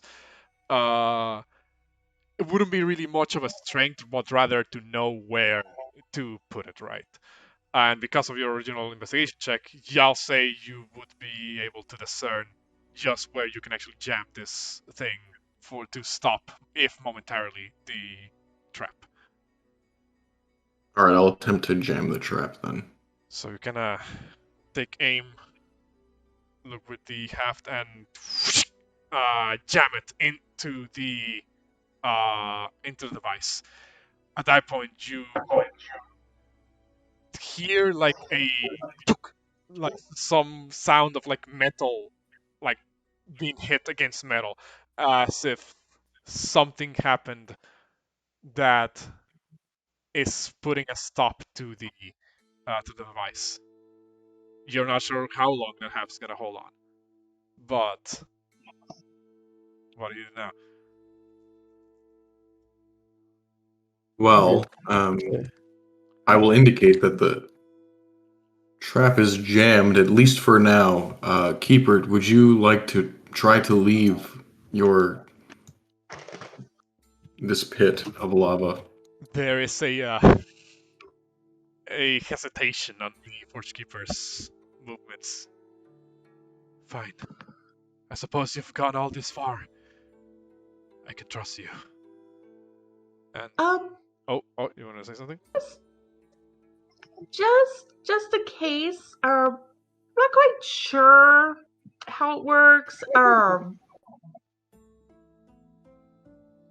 Well, let me read this. Just a case, because we really are not trying to cause harm to you. She's going to reach out. May I touch you to give you a sort of healer blessing? I suppose. She's going to lay her hands on the Forge Keeper, and she's going to whisper something, and she will cast Shield of Faith on him for her last spell slot. Hold on, let me double check if they're not one of those elementals where if you touch them you get hurt. Uh, That would be I'll unlucky. take it like a champ. Sad thing. Also, you don't need to touch people for Shield of Fate, by the way. That is Oh, I don't. I thought it was a touch. Okay, well then I'll get my hands close to them, not touch them, and cast Shield of Faith. okay. I thought it was a touch though. So you, Oh, it does say 60 feet. after that moment of hesitation, the Forge Keeper seems to slink outside of the pool of lava. You do hear, those of you who are close to the device will hear the kind of wire mechanism, but then it seems to make a sound as if it is stuck. You do, however, hear the strain on the device, Metius, that the half won't last forever. We probably should leave, Right. Into this next room. and we'll follow the Forge Keeper. Forge Keeper moves into the other room. I follow. Okay. Run, boys, run! You all run. You all run into this next room, and like Guys, run! like 20 odd, almost 30 seconds later, you hear a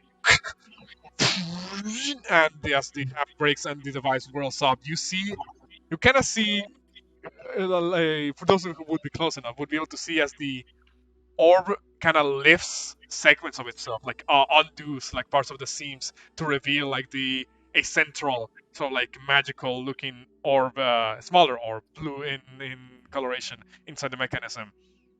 It kind of shines with a bit of light, and then a blast of cold energy comes from above the room and bathes the entire room with ice. The one dead body of the dead dog that was still there is frozen into a living popsicle. Well, dead popsicle, I guess. The Forge Keeper. Sandra kind of does a little cheer. Woohoo! We did it! Another one! That was close. Quite so. Guys, we're kind of on a roll. Quite so. And I do not wish to return to that location. Now, No. I suppose it's time for me to keep my end of the bargain. If you so wish for this furnace, this forge to be reactivated, then I am duty bound to assist. Just say the word, and I shall relight the fortress. Yes, please. That is something that we do need dire to fulfill our prophecies. But we also need Vulcan so he can help fix the items that we need for a heavier battle that has been foreseen in our future. If you do not mind, Forge Keeper. Right. In that case, give me one moment.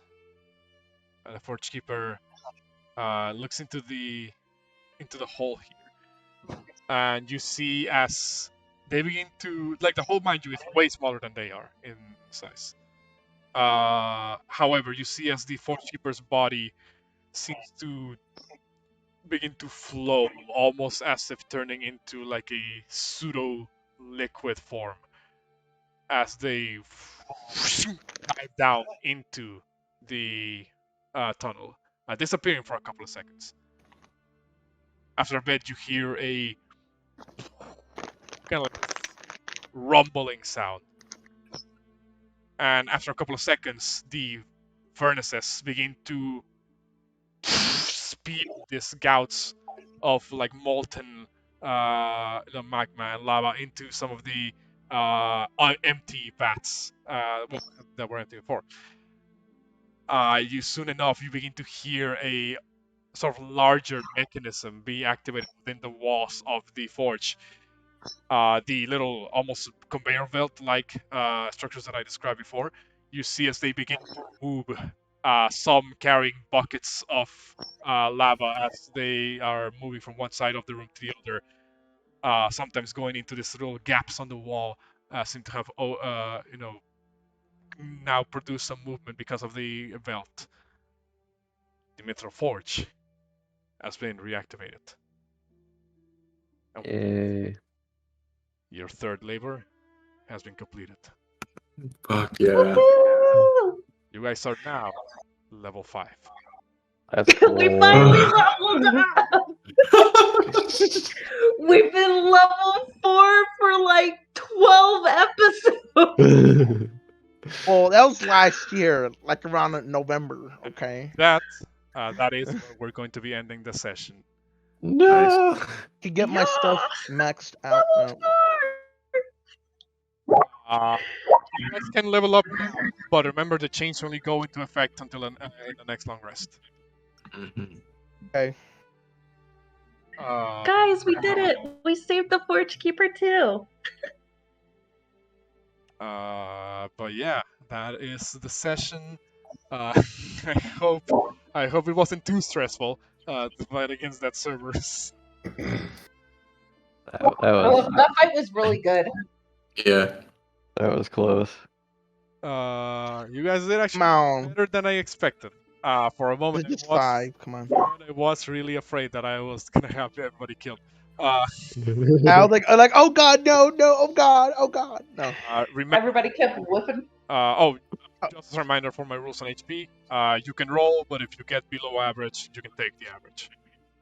Oh, I get 5s. It's all like I'm getting 5s. Because you're hitting average. You keep clicking average. There. 5, nice. Thank you. Still a 5.